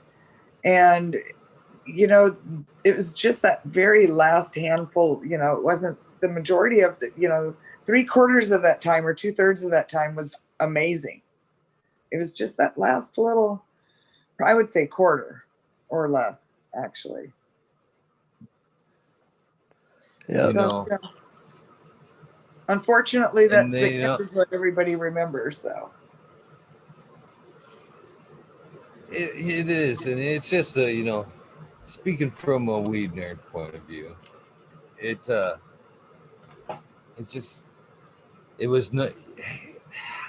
was a great thing. It was a really great thing. It was just sad to see it play it out.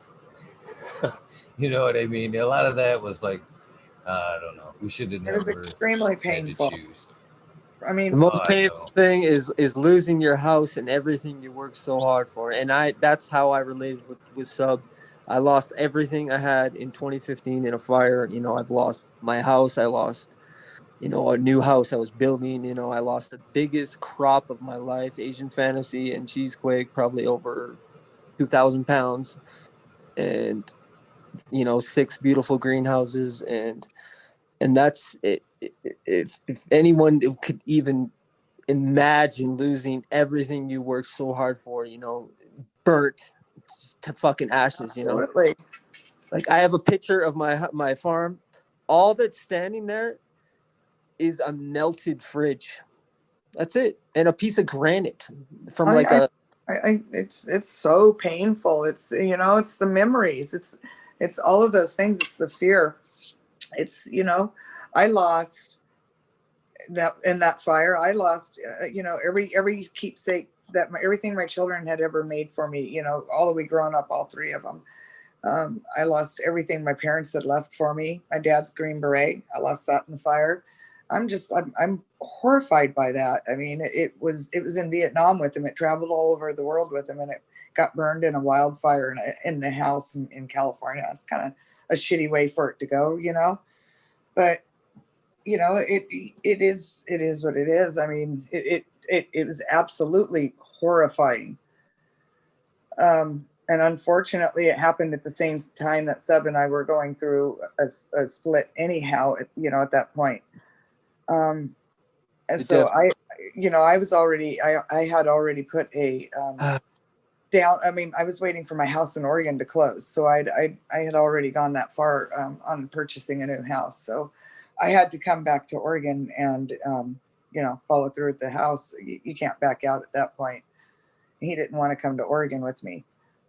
You know, kind of went from there. So, yeah, fires are just None of us can even put ourselves in your guys' position, to be honest with you.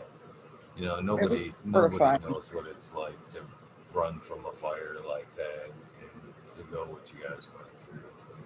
You know, I was lucky to be a little blessed that I actually got a few personal things out, you know, like memorabilia, you know, pictures and a few things.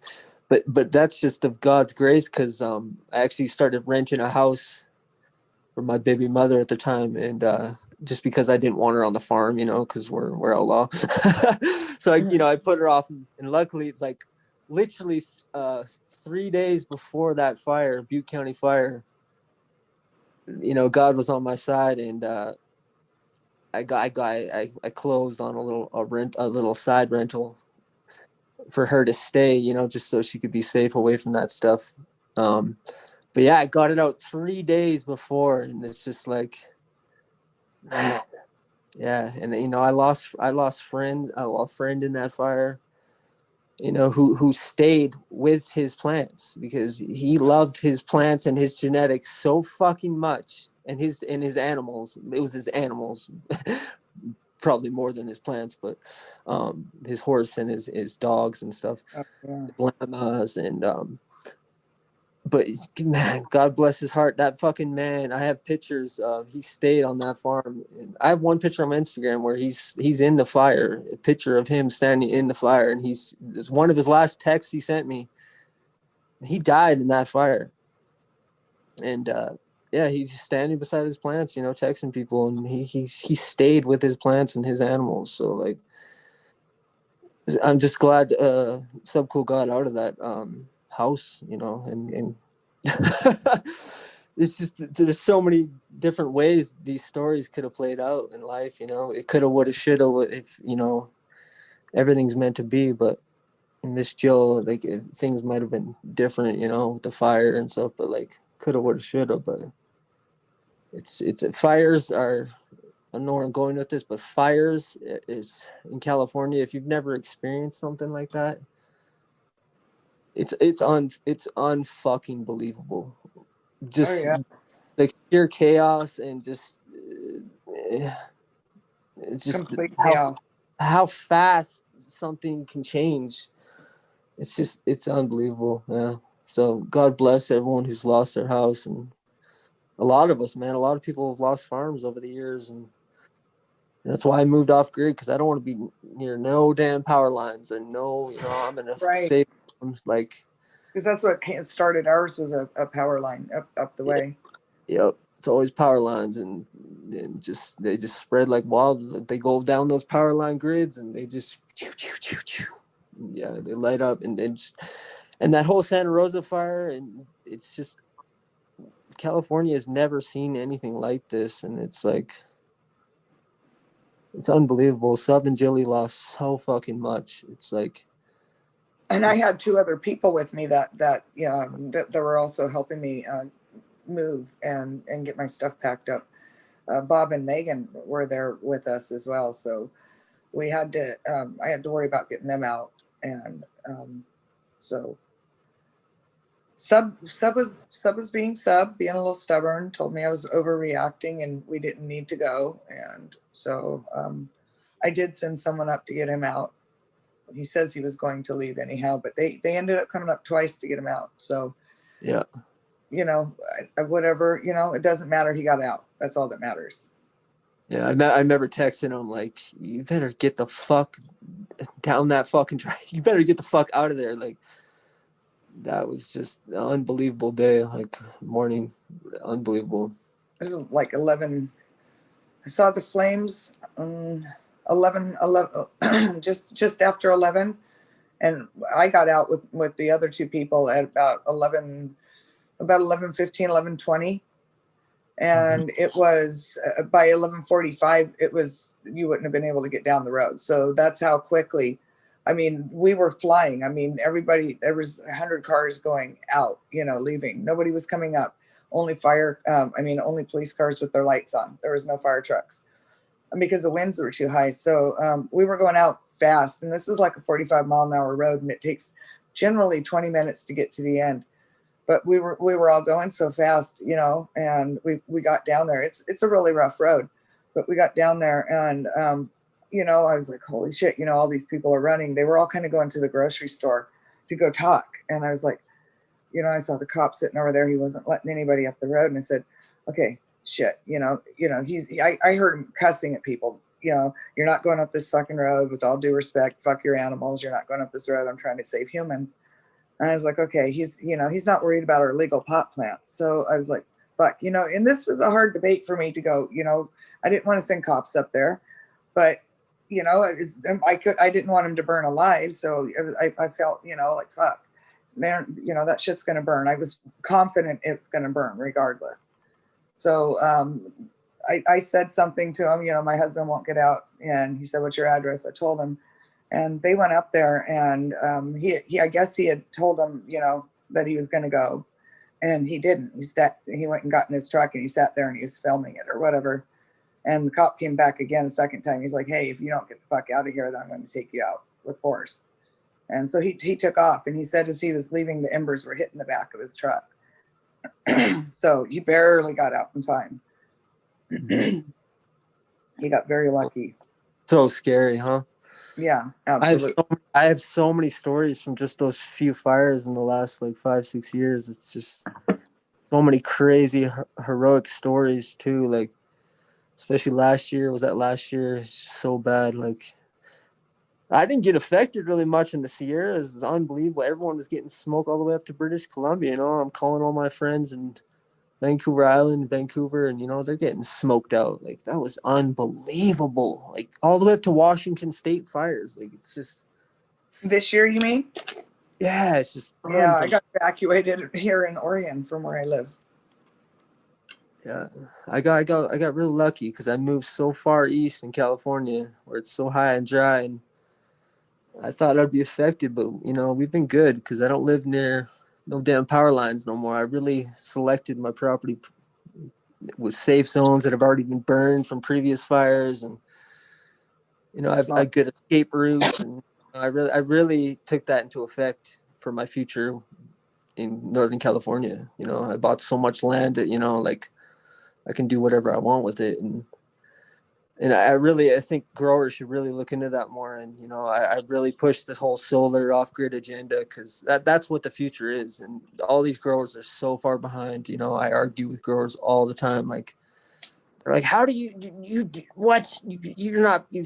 you're not vegging with 13-watt bulbs, and you're not in greenhouses, you know, string bulbs, and you're not doing this solar, you're not doing that, you know, like 150%, you know, off-grid solar." And you know, I have 100-foot greenhouses I veg, you know, with barely any power. Like, so this can all be done outdoors. I understand these indoor growers, you know, they love their high pressure sodiums and metal halides and all, but the game's got to change, man. We got to. But you have to remember where you live too. There's different places to live that you can't. Yeah, indoor is always going to be it's yeah, it's a great thing. It's indoor is amazing. Like I love indoor, but I really push this whole agenda to like if all these farmers they're just buying land and you know they don't even know like they're not thinking about fires and just certain things. And I really Agreed. the like yeah get the fuck out of. If you want to be a real like outdoor farmer, you don't need to be on grid. You really don't. So I just wanted to let you guys know because you've referenced him several times tonight that TJ Bad Boy is in chat. No Oh, fucking Says way. hello. Wow, I haven't seen hey. I haven't seen Roan probably 15 years. If I said my real name, he'd flip out. But yeah, he's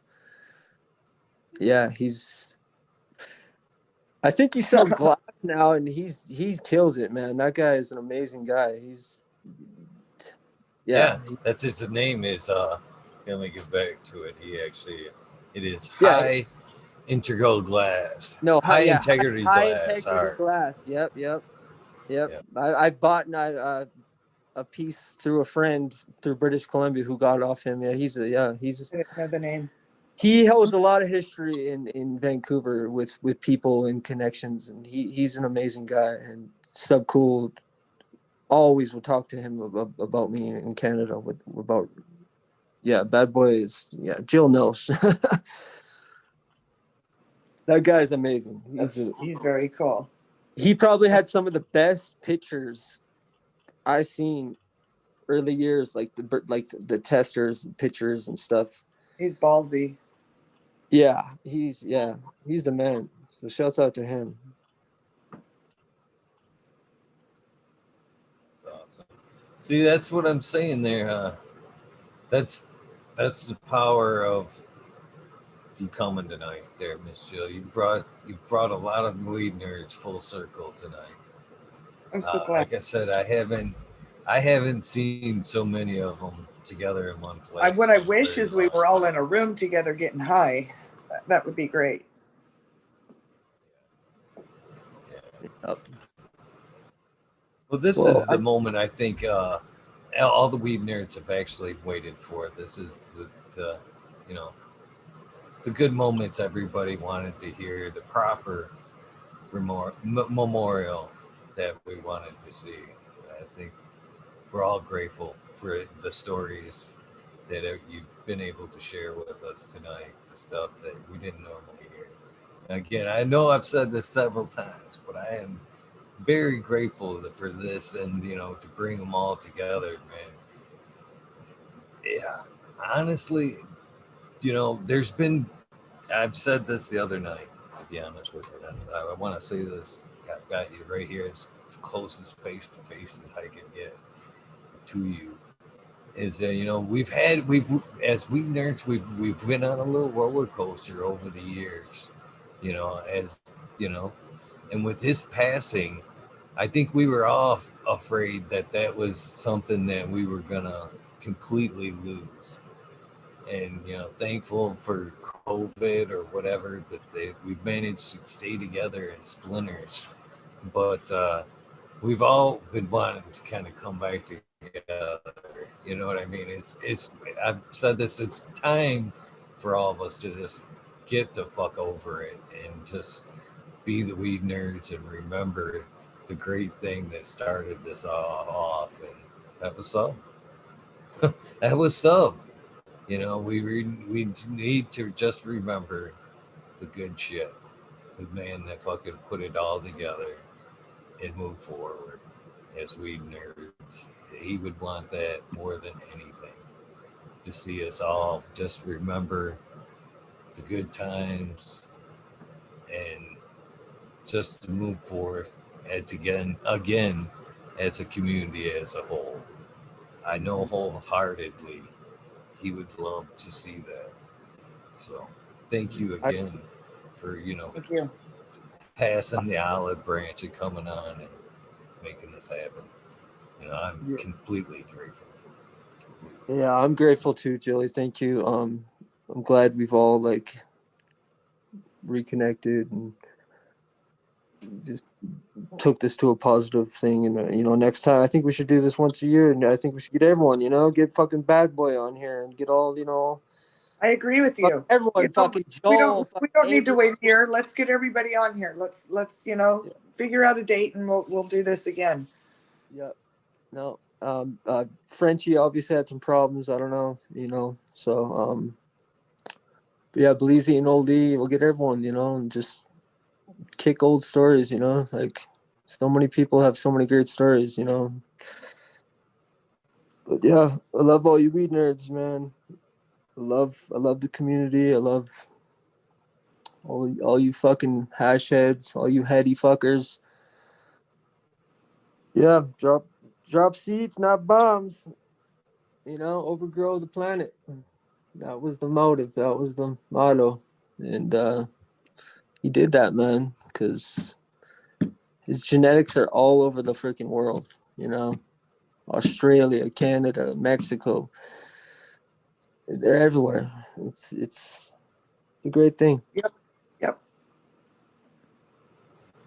And all you Is small the- breeders and all you breeders pumping out all that polyhybrid garbage fucking shit, who have no idea what it's like to create a real line of cannabis. Just know this: respect your elders, and you don't own cannabis. We all do. And give seeds, and anybody who doesn't know, hit me up for free seeds. The next shipments of seeds are going out. I got all kinds of old varieties. I give seeds away to anybody who wants them and needs them. 100% free. So hit me up. Anybody who doesn't have access or money or just plain in need, you know, hit me up. Even though I'm backlogged like 200 messages.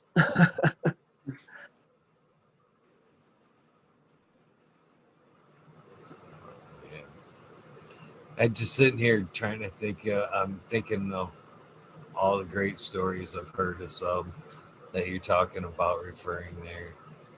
I think the honest, be honest with you, I think the fire almost was predestined. I mean, if you look back at the Subcool story, it's been pretty rock star-ish from all we've heard over the years. The trips to Amsterdam, Overdam. Yeah, smoke another one. Amsterdam, you know, the trips to jail. He never gave up on the plan. Not once. Not once. Not through the hard times, not through any of it. And it's one hell of a story. One hell of a journey he had, that's for sure. And I think that's what led us to him was, you know, that fabulous journey that we love to hear. You know, a lot of us heard some of them stories quite a few times, but we never fucking got tired of hearing them. We never fucking got tired of hearing them. But some of us actually begged for them. Some of them to hear them again in chats. Come on, tell the one again. Tell that one again. What we wouldn't give to hear them all now, right?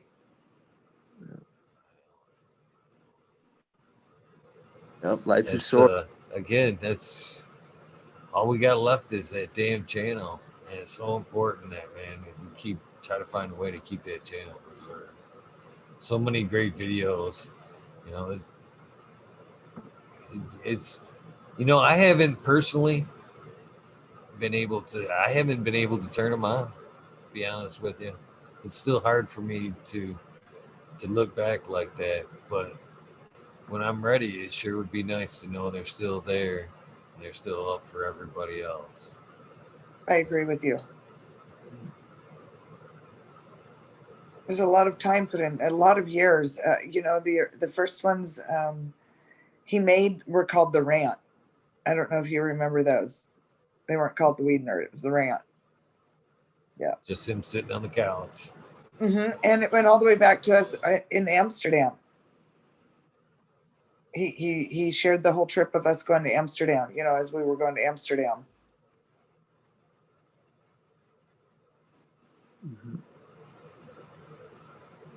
He was showing all the entries, you know, how they had swapped out the entries and everything, you know.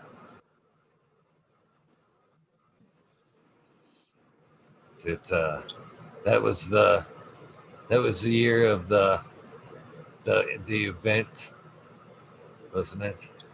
The God's pussy story. That's the great God's pussy story. Oh, this one was way different. This was many years before that. That God's pussy story was High Times. It was the first High Times Cup in the U.S. and it was in California. I can't remember the name of the place, but it was inside and in a parking lot. And it was Vern. I think no, it wasn't Vern. It was Green Bicycles. That's who it was. Yep. But it was Vortex. It's actually Vortex. Yeah. Yeah. And Philo, and then they put it on the Philos, and then Sub fucking lost it.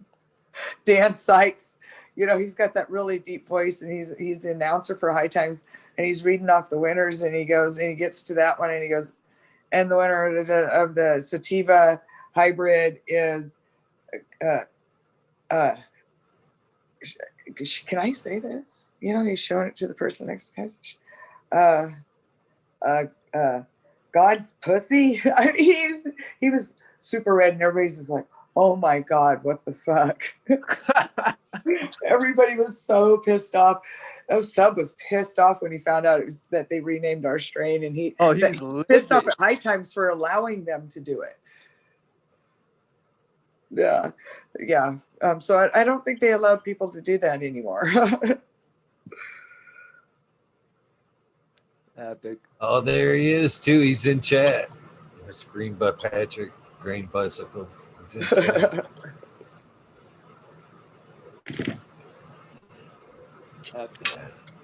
So many great stories. Hey, has anybody heard Go from ahead, DC. Little Avery Sid? I've been trying to get a hold of him. I haven't. It's been a few months. He said hi a few months ago. He's such a good kid. I'm trying to link up with him. I want to give him some stuff. I speak with him every so often. He stays pretty low these days, Mr. Sid. But he's reachable. Definitely reachable. So what's it gonna actually, I'm not gonna go there. No, we're not going there. But I love you, Julie. What do you you're obviously gonna miss your workout. I'm glad you stuck with us, though. Yeah, I'll just make it up tomorrow. Yeah, I'm very grateful that you went the extra time. Too. Very grateful. Thank you. You look amazing, Jill. I was talking on the phone and stuff, but you look great, and you look great. You look healthy. And I'm just happy your mind state is in such a positive, like you're dealing with a lot right now. So yeah, we're very, very happy. Yeah. And yeah, we love your sister, and we hope she hangs in there. Thank you. Yeah. Life's crazy, man. Life is just. I do a lot of reflecting on life, living, deep in the woods. I've been through a lot of shit in my life, and it's amazing, man. We get one life on this spinning rock, and yeah, as you can tell, it's that time of night. It was 10:30 hits. I'm like so fucking rosined out or bubbled out. I'm like, fuck. But I'm so happy to be here with you guys talking. And, I wish Oldie and Bleezy and Frenchie, I wish everyone was, I wish Joel, I wish Joel, it wasn't awkward and everything. And everyone was just friends, because that's what Sub wanted, That's at the end, he forgave everyone. That's some of his last combos, he just was over everything, just dealing with everything. And when you get that rock bottom, it's like when reality hits, life's too short not to forgive and forget certain things, petty shit, I come from like some gangster shit, and like And if two real gangsters can, you know, hash things out who, you know, been on the butt end of a gun, you know, it's like life is way too short not to let that little petty shit stand in between some great things that can happen, you know, and some great partnerships and some great overall things that can happen in life. Life is way too short. And yeah, one day at a time, all you weed nerds. You know what I hope, Miss Jill? I hope tomorrow when you're double timing it on that workout because you hung out with us. You were so gracious to hang out with us tonight. Thank I hope you. that you take time to watch this over tomorrow because you will be able to. You can watch the chat. Oh, You know, cool. you don't have to actually watch us. You know what we said. You can actually play your music or whatever, and then just watch the chat. But there's been a lot of nice things said tonight, and I hope you go back and take the time to see what was said tonight about you stopping by and hanging with everybody tonight. Thank you. So I hope you do take the time to go back and watch chat, at least watch chat a little bit, because there has been tons and tons of thank yous. It's an archive, you know, like back to the whole YouTube thing. It's an archive that we can go back to and reminisce, and it's amazing, man. I love it. YouTube's crazy, man. I'm proud of you, Eagle. You know, your show is really like it embodies the spirit of sub, man. Like it just Yeah, I was just getting ready to say that. You know, let's say it for what it is. This show does well because fucking people miss so. That's what it is. That's why this show does so well is because it's in the time slot where it was, and fucking we miss him flat out. Flat out is why this show does as well as it does. You know, and again, I've been compared to, you know, that to him quite a few times, and I say it one. I'll say it tonight, and I'll say it again. There's no fucking way I can ever live in that man's shadows, nor do I even want to. Nor do I even want to. That shadow's too big to fill. That shadow's way too big to fill. I just hope to carry the torch and help everybody remember that, man. That's the only thing that I hope out of this is that I can do my part to keep his memory alive. Flat out. It was definitely bigger than life. That was the thing too. He almost made you feel bigger in life when you talked to him. He just had that power by extension. All you had to do is reach out and talk to him. And he actually did. You'd hang up off the phone and he'd give you that spring in your step, like you just talked to Hollywood or some shit. And he just had that. Holy shit, man! I just talked to Sub today, man. And again, I never lost that feeling. As many times as I was lucky enough to talk to that man, that feeling never left. You know, I always had that. I just fucking talked to some cool fucking feeling every time. And he did have that just powerful charisma behind him that would be greatly, greatly missed. You know, I don't think it will die, but it will.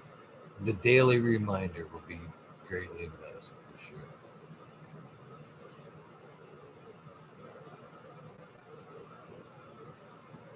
Much respect to Sub. I'm gonna take a hit. Yeah, Myself.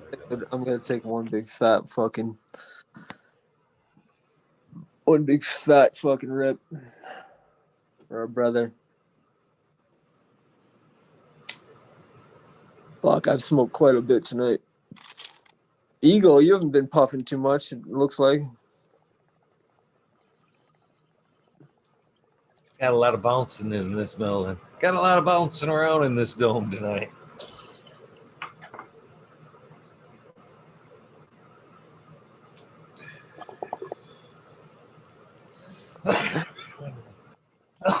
So proud of everybody for showing up tonight. I'm very grateful.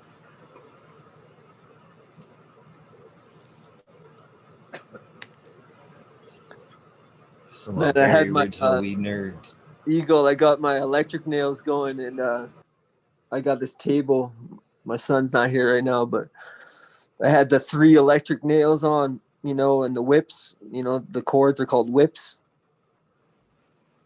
you know, and it goes to the coil. So I got a clear mothership on the table and a fab egg ship and you know, a bunch of other heady rigs. And my son the other day comes whipping to the kitchen and, you know, his little arm catches all the whips.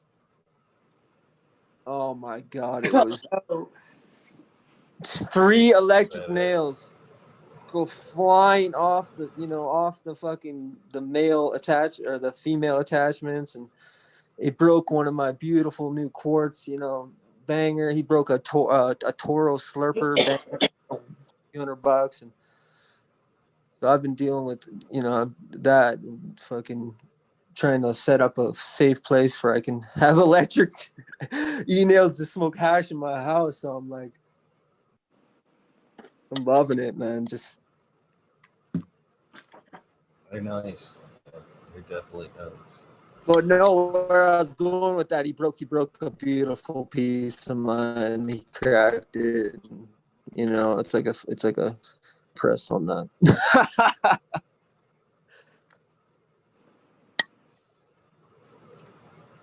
Anybody who knows heady glass, you know, that's like you break an art piece. It's pretty devastating, but it was my fault.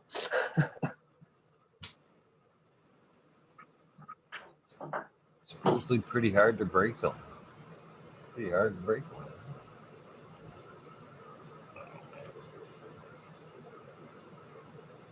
And I'm just sitting here. I am very grateful. I know I sound like a broken record, but to anybody out there who has a Toro Toro Terp Slurper 14 millimeter, get at me. I'll give you whatever the hell you want for it. Any inquiries?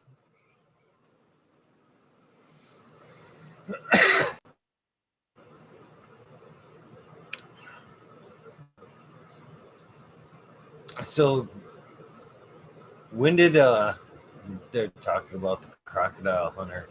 When did Sub actually kind of want to come up with that? You guys, when was how high was he when the first time he was like running around the garden doing the crocodile? Oh shit! He started that when we still lived in Oregon, and he didn't tell me about it for a long time. He was going in, sneaking into the grow room, and with his little green headlight, and he wouldn't let me watch him do it. You know, for a long time, he's like, I can't be in character in front of you. It's too embarrassing.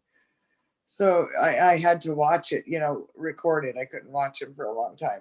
And then finally he was able to let me. But, you know, I still think that it bothered him. I still couldn't be, you know, like totally into it. He's so funny. He definitely should have taken acting classes for sure.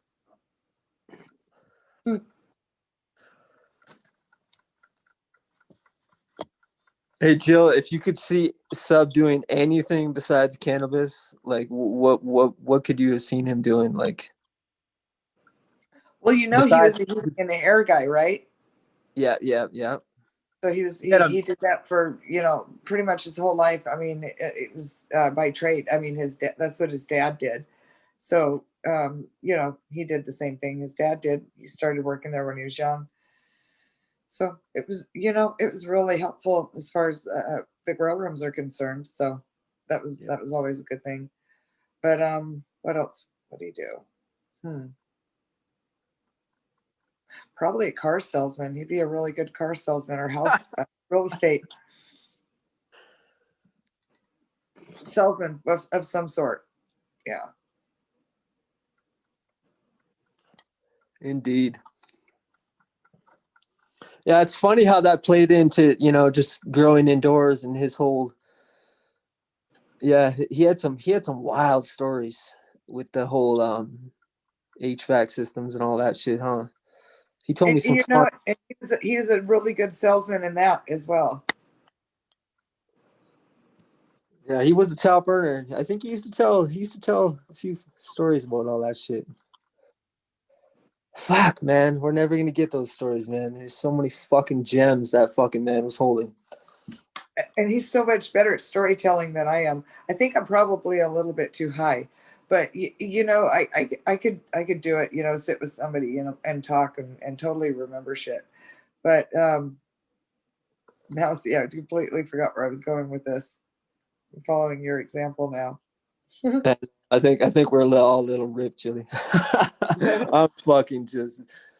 I've been going to bed every night at like 10:30. So yeah, whenever I do Eagle show, I stay up late, and I've only done it a few times now. So Eagle throws me off my schedule, but I love it.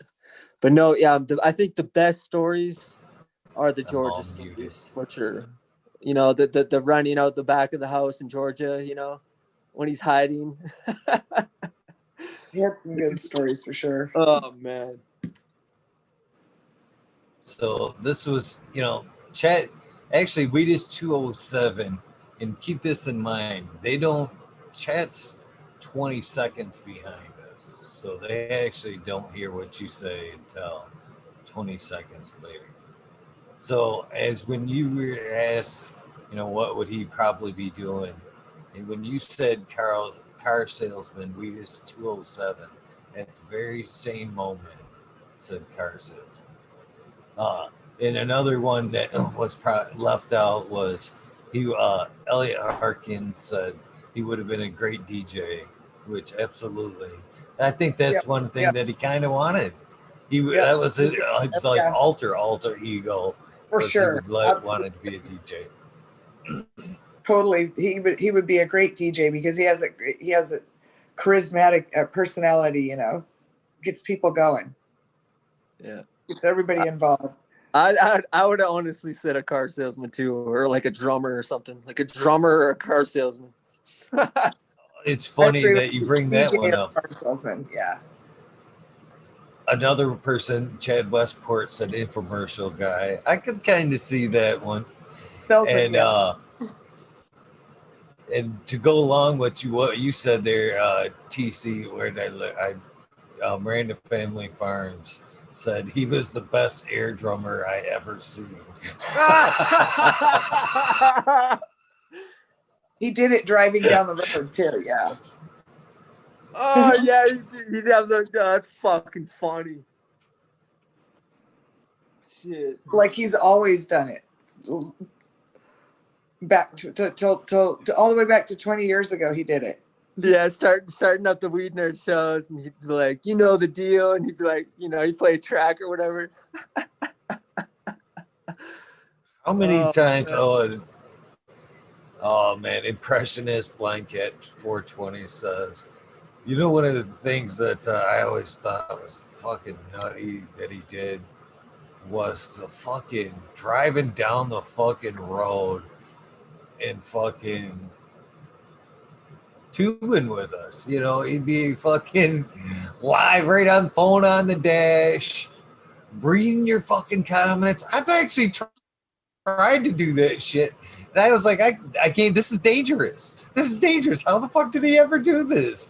Driving down the road, fucking talking and reading chat. See, that was after him and I weren't together, because he wouldn't have done that when we were together, because I would have scolded him. So. Oh, the riding dirty, that I couldn't believe that when he did that shit. Every time he did it, I was like, you crazy ass, just stop. We can wait until later. Put the fucking phone up. Jeez, man. He did, huh? He did some live streams, huh? I like that, huh? Oh yeah, he did a lot of live streams driving down the road. A lot of them. That's honking funny. at people and shit. Oh man. So riding nerdy. That was his shit. That was the thing too, that he was actually so frequent, even if you didn't have the opportunity, the means to reach out to him and talk to him, you still felt like he was like your best fucking friend. Because he was there so often, and he didn't, he just kind of made you like a passenger in his life a lot of times with the live streaming. And it was It was really cool. Speaking of He was an passengers, awesome guy. he's pretty frightening to drive with, huh, Jilly? Sometimes. Holy shit. And and it was that way even way back before, like when the kids were little, like way back then. It was just because he would get tired after he would eat and he would start to doze off. But then as time went on, it was just because his attention span just wasn't. It was like he had ADA or whatever. He couldn't focus. He was just all over the place. His whole personality got that way at the end. But I believe it was the addiction stuff. So No, here's the story. So the last time I was over at the house in Arizona, he got that new Lexus, and we took the Toyota out. He had the truck, and he goes, "Oh, let's test drive the Lexus." And I'm like, "Yeah, let's just stick to the Yoda." yikes. He tried selling me the 2-seater. I'm like, dude, I ain't got nothing to do with that little car. Fucking the stereo system. That's the thing I couldn't figure out. He put fucking the stereo system he put in that ride was unbelievable. I mean, it was. I don't even know how he even thought about turning that shit up to what he ever planned to turn it up to. It was like, I'm surprised the Windows even took it. He had it beefed up so much, and that son of a bitch. Oh man, He liked the shit loud. That's for sure, man. For sure. Luckily for me, I was only in the car with him like twice. So yeah, I heard some stories. He didn't. I mean, he had speakers when I first met him, but it wasn't like all of that. And he didn't for all those years. Like he was like grew up. He was dry for a long time. Like he was like a grumpy old man for a curmudgeon. That's what my kids used to call him. That's right, curmudgeon. He was a curmudgeon for a while. And then he got all wild and free because he had so much weight because, we had a lot of bills and so he was a typical man of his age, but then he became more fun later when he, started partying and stuff. So once the kids got older. It's amazing, Jill. You can literally just look at the photos, and it's just you just see it physically. It's just crazy. And with everyone I noticed too, who lives those lifestyles and just the ups and downs. It's crazy. Yeah.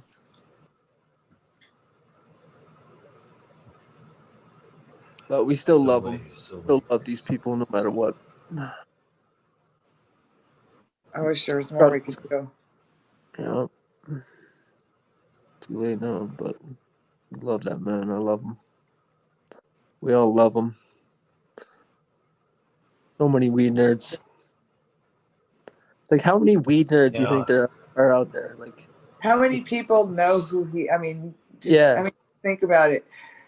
He came from his little tiny town in Georgia, and he just wanted to tell everybody about weed. That was his favorite thing. Weed was his favorite thing. And I don't think he ever imagined that he would be this guy that would become something so big. And now it's going to continue to grow even now, after he's passed. And that's pretty fucking amazing because I'm sure that he can, wherever he's at, he can see what he can see all this, or he knows what's going on. And I'm sure he's really proud of himself. So, Indeed. Well, he was writing memoirs. So we need to get those, Jill. We need to get the memoirs. He was writing a book. And I really advise you to write a book, Jill. Write a book about, start writing your memoirs about your life and, just everything. You guys have been through a lot. And I think that would be really amazing. It would be fun.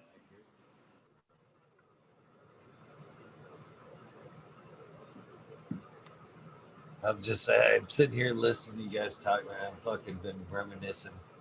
It's funny, that's kind of why I've been quiet so much, man. It's just like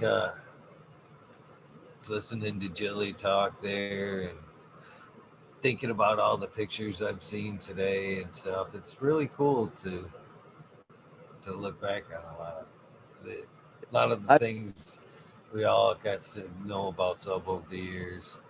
yeah, It Eagle. was I've literally been looking at pictures on my phone since Jilly started posting too. Like I just, like I said, I've been looking at these damn old iPhones and wow, yeah. I'm still like right now I'm looking at stuff and I'm just like, yeah, that's why I've been kind of like just at awe, like at everything 1 year and just yeah, I'm looking at all these amazing pictures and just reminiscing. But I think the future is gonna be great, man. I think like the whole cannabis scene right now and just the industry, as people call it, like it's I don't like where it's going at all, but the underground scene is still there. Well, all the real heady people are still in the scene. We're gonna make it thrive. The mom and pops, we're still out there growing.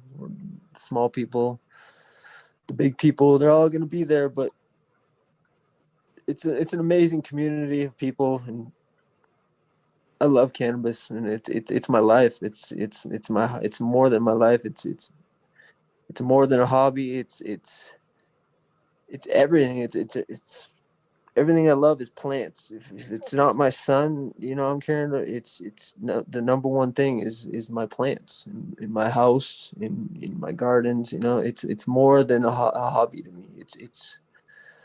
It's a lifestyle. It's beyond a lifestyle. It's a botany obsession. It's just a great love for this fucking. obsession. It's a fucking obsession. Yeah, yeah.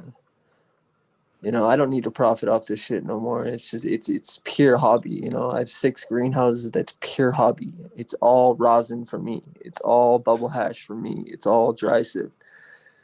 Nice. So it's my life. It's everything. And people should strive to have something like that they obsess on. And everyone in this chat, it's cannabis. We love cannabis, and that's why we're here. And that's why we're here talking about Sub cannabis, this great plant, this endocannabinoid system we have, and it's such a powerful plant. It runs so deep. It's so ingrained in humans. 2 million plus years. Like I want to take this moment too, since you're talking about this being a plant that's so healthy for us, and all plants. We need to remember. People need to remember. Eat your fruits and vegetables, please. Yep. Sorry. Yep, eating healthy. Yeah, it took me, till I was in my mid-30s, to start eating healthy, and these young kids, these youths, like they don't get it. They're hard-headed. Yeah, eating right is very important.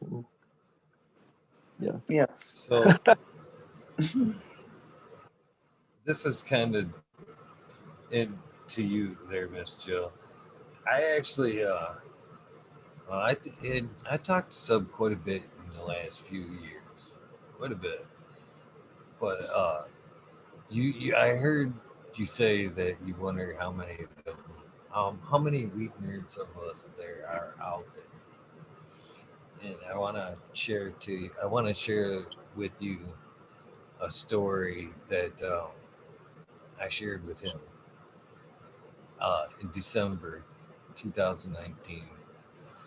And when he was a little bummed, a little bit down on everything that was going on, and he was wondering how, like I said, you know, if anybody knew about the weed. And this is a true fucking story. I swear on everything. This story is 100% true. And I was trying to scroll through my messages to give the exact wording here, what I gave him. But I told him that, you're the motherfucking weed nerd. Head up. And I told him to call me for the story. But this is the story. You wonder how widespread we are. I had to go down and pick up a vehicle from downstate Michigan. Quite a cruise. We had to stop halfway back. There's me. I was driving my truck, and somebody else driving the vehicle we were bringing back. And we stopped for fuel, Flint, Michigan, and which got some Starbucks for my daughter. More love you, B. And she's watching tonight. And fueled up and got on the highway. And so this is like a two-part story. This is me and the version that I didn't hear till later on, kind of mishmashed together. So I take off, and I'm in my truck, 2013 Dodge, which don't have the Bluetooth in it, but I have an FM transmitter, and I'm blasting out my music off my phone. And as I start up the truck and leave, Mendo Dope's on. I'm a motherfucking weed nerd. And I take off and get on the highway. And I'm rocking it out. And so that part of the story is important because you'll know later. So I get on the highway and I'm rocking out, and my playlist cycles through again. And I'm puffing along. I'm puffing. I'm smoking. Pride and dirty, I guess. And Mendo Dope comes back on. Weed nerd. I'm a motherfucking weed nerd. And it's got that bounce to it when you fucking listen to it and smoke it. At least for me, it does. And so I'm riding along and smoking. And I look at the gentleman in front of me, and I happen to notice he's got the bounce. We're both fucking doing the same damn thing. And I'm like, there's no way this is being, there's no way this guy's hearing my shit. You know what I mean? But he's matching me bounce for bounce. And I'm like, this is no coincidence. He's got to be picking up my FM. And he's got to be thinking, no fucking way. Because obviously, he's a motherfucking weed nerd, right? You know what I mean? You wouldn't be just randomly bouncing along. So I can't take my eyes off this cat in front of me, because we are gesture for gesture, bounce for bounce, fucking playing the song. I laugh, I belly laugh when it gets off. I'm like thinking, I've made this guy's day, because there's no fucking way he's heard this. But I have no way to prove this. No way to prove it. So I get home, and the person that's driving the vehicle behind me, it's like, man, after you left, it's amazing how far I could hear you, but you gassed up and jumped on the highway, and all I could hear, as far as I could see, was the motherfucking weed nerd. So yes, in fact, it was transmitting that strong, and motherfucking there was a motherfucking weed nerd in front of me. Random. That's how far widespread we are. What are the odds that I'm just blasting along and there's one right in front of me? But like I said, probably made his fucking day. As soon as I got home and I put all this together, I fucking texted him. I'm like, brother, I've got a story for you that's going to make your fucking day, because we are out there. We're fucking in large numbers, and you make a difference, brother. You're the motherfucking weed nerd. Hold your head up, brother. And that's the truth, man. That's the impact that you guys, of the weed nerds that you've. Was this in North Michigan? Was this in North Michigan? This happened? Yeah, Or you I was heading north of Genesee County on 75. and Just you weren't in the blasting big along on the highway. That's unreal. I was, yeah, I was in right about Saginaw, Michigan, right about that area when it was playing again. But again, what are the fucking odds that as it comes on, there's one right ahead of me. That's how that's the impact that he's had. You guys have started. That's the community that is strong, and that's why it's. I've said it so many times. I'm so grateful to see this shit come full circle, and I'm hoping that it just sticks like glue tonight, and it's a good thing. It's a good thing. Thank you. Thank you. Hey, Eagle. Can I share a picture with her? I want to show everyone, like, definitely, probably the largest TGA crop anybody has ever seen. I don't know if I'd really like to show people. Absolutely. Share away, brother. Share away. How do I do that? I want to show some TGA. You were stuff. sharing there for I a was? second. You were showing some fields there for a second. Yeah. Oh shit, was I? When I first started talking. Yeah. Yeah. Photos. Yeah, it's not. Yeah, it's not letting me. It's only letting me. Maybe I have to. There you go. You're sharing screen now, but there you go. We're looking. Well, that's about a quarter of the crop, and that's all TGA genetics. So, Beautiful. That's 2,000 pounds of light depth right there, boys and girls. And if you want to impress Subcool, that's how you did it. Beautiful. Yeah. You see those purple hues? That purple. That's that purple pheno I had. See those purple in the middle? I can't upload any more photos. Huh. I think you should just see gotta this, man. go back. You gotta exit out. This is only bring up another picture.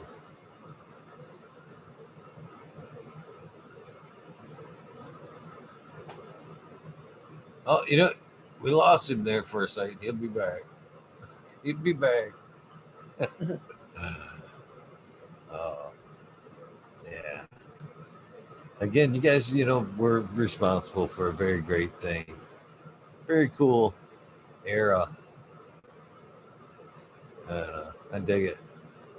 I'm so glad I feel so fortunate that I was part of it.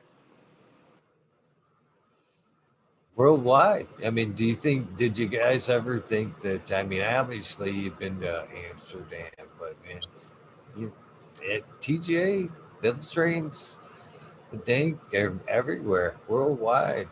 What a legacy to have, just to know that somebody's enjoying that cannabis, And all kinds of across other the world. Yes. Whereas TC there had put it, houses being made or bought from the strains that you guys put forth. Here, I don't know if you guys view it in terms like that. You know what I mean? But yeah, there's Cup's been one. People have done great things on the strains you guys put forth. Yep. We've had people come up to us at events and tell us, hey, I was able to get a house for my kids, my wife and I. So, thank you for, teaching me how to grow. Thank you for your strains. Without your help, we couldn't have done it. So I've heard that on several different occasions. Such a wonderful thing. I don't know how big. Well, as I was kind of hitting to earlier, I know for a fact that I've done my part about sending it in a few countries. When the grow along took place earlier this year, I'm not implicating myself, but I know a birdie sent them to Australia, the UK, Canada, where else? New Zealand, Germany. Germany is growing some Ancient Orange and Jelly Bean, some sangria. I know for a fact that it's got this past year, those strains got passed around the world. I know for a fact they did.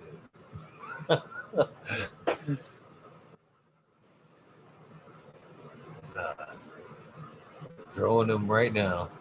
The GR420 videos right now. I know they're growing some jelly bean.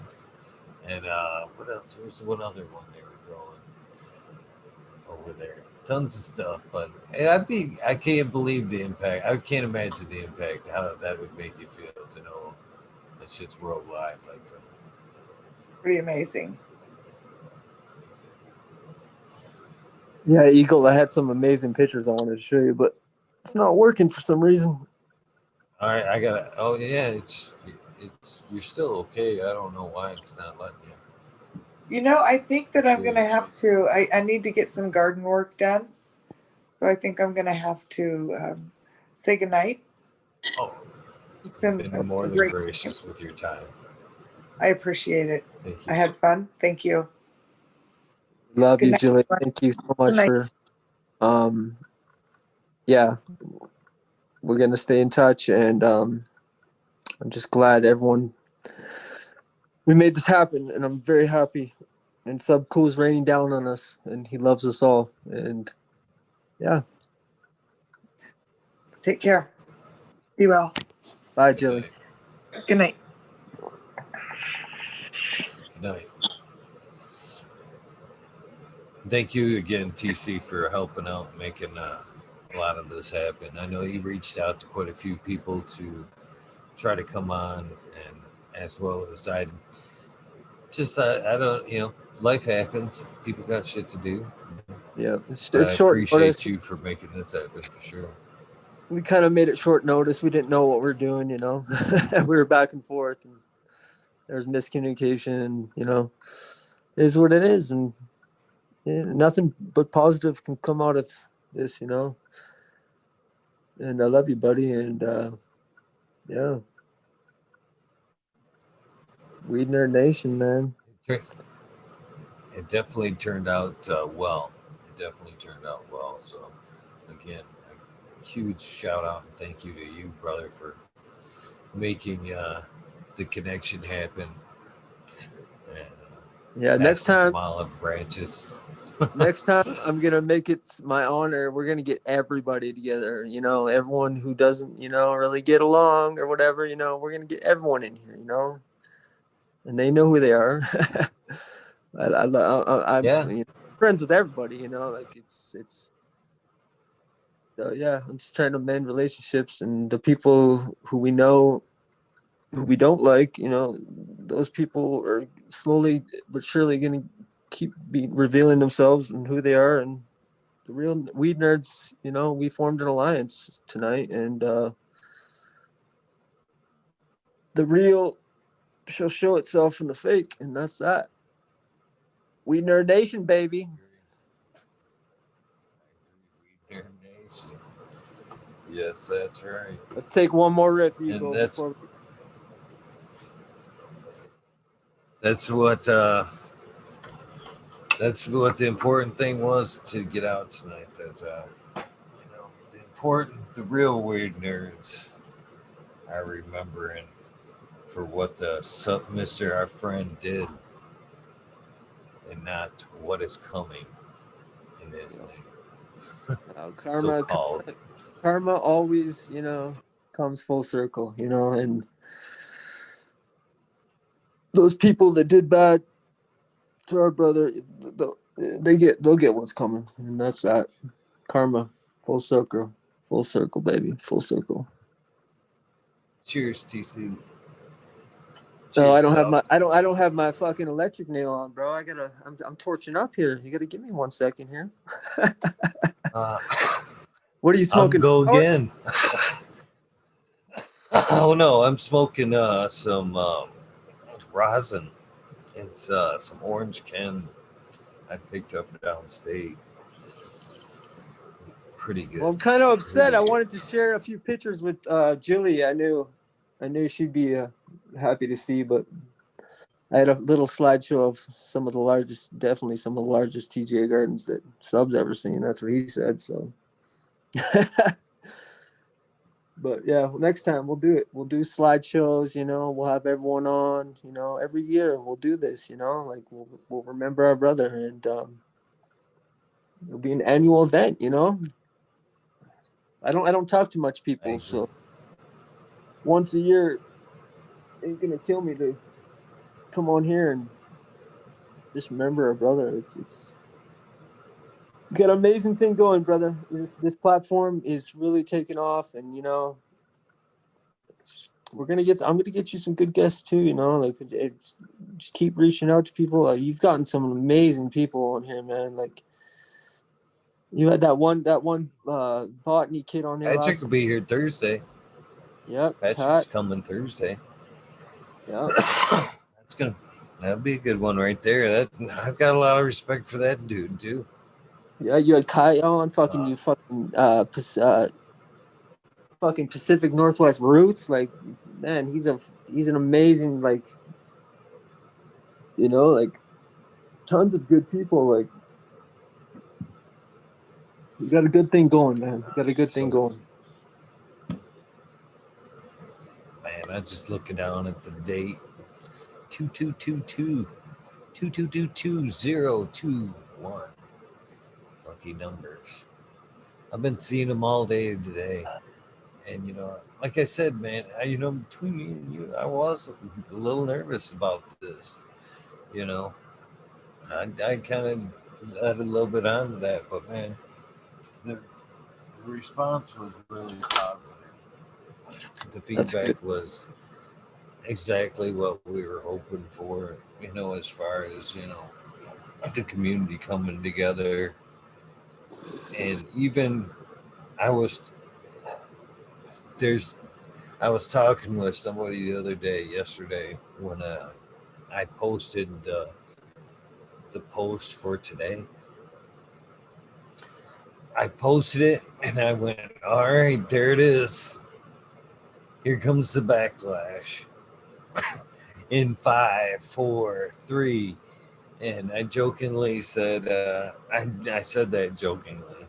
And then I also said 2 seconds later, I says, I got a feeling Sub's smiling right now. He's smiling down. I got a feeling, as much as I was nervous about this is the right thing to do. Yeah, well, I didn't come in here as a mediator. I came here as, I mended a relationship that needed to be mended, like, me and Miss Jill, like, like I didn't talk to her, because, whatever happened for a minute. And then I reached out because what me and Sub's personal conversations were, before he died. And that's exactly what he said. This is what he wanted, and he wanted us all together. He forgave a lot of people. Maybe he knew his time was ending, and we love our brother, and we're just here to remember him. And that's all we can do now. Remember him, and fuck, he was such a great. Did you get your hit there? Yeah, I took it. It was a cold start. I just realized I was chiefing down again. I'm like, man, did he get his in? Cheers, brother. Cheers. Yeah. Anytime you catch me past this time, though, you go like 10:30. I'm like, whoa, I'm just like, whoa, I need to rest my feet. I've been digging snow and had to take down 6 greenhouses because all the damn snow we've gotten in the Sierras. We've got a record snow and had to take off all the plastic. I didn't want to sag my plastic or just run, heat in there, run my propane heaters. And so it's been a wild week. Jill's had a wild week. Her sister is just hanging in there. So give her some happy messages. I don't think she's on Instagram really right now, but yeah, reach out. Vibes. Yeah, push up the positive vibes, because man, it's a rough, especially reminiscing on the past and then yeah, this whole week she's been in the hospital. So yeah, holding her sister's hand, you know. So it's barely hanging in there. So yeah, we love you, Julie. I'm glad we've mended this, Eagle, and I'm glad, yeah, we're in this position that you don't feel awkward now. I'm happy, man. I'm really happy for you, and I fucking can't wait to send you this new package, bro. I got some fucking killer shit for you. Can't wait. And I'm very grateful that you're even considering hooking me up, brother. Yeah. Pretty awesome of you, man. Pretty Yeah. awesome. Like we stated earlier, you know, shit like that's fucking limited now. So anything that you share is can't be replaced. So Yeah. very grateful. Very grateful. Anyways, brother, how should we wind this up? Remembering our brother.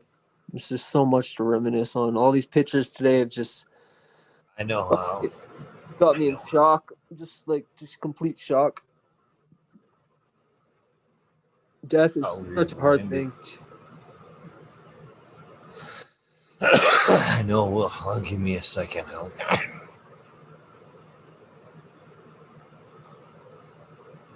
I believe it's right about here. All right. This is how we'll end this. You ready?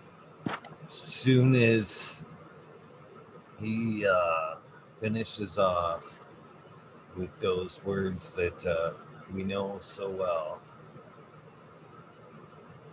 I'm gonna hit end. Okay. Okay. What episode is this, Eagle? This isn't even off the episode. It's off the video. It's Okay. off the video we heard earlier. So thank you guys very much for tuning in tonight. This fantastic episode, remembering our friend that we've grown to love over the years, who created this great community that we all tend to push forward in honor of him. PC, would you like to say anything before I hit this button?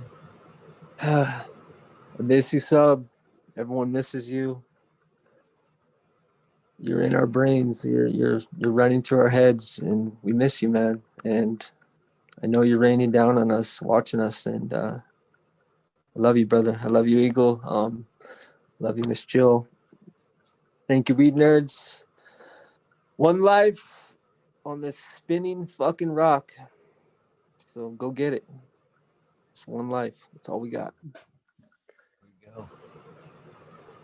Here we go. As soon as you hear him say those words that we miss so much, all right, we'll be out of here. And if you want to join me in the wormhole in a few minutes, so be it. Here we go. His words. Hey, it's Subcool, Weednerd. And Ms. Jill. Get your bowls, And your bongs. your pipes, your And your vaporizers. big fat blunt. It's time to get high with the Weednerd. Well, I'm a We missed you, brother. Good night, everybody. Thank you, TC. We are out of here. We are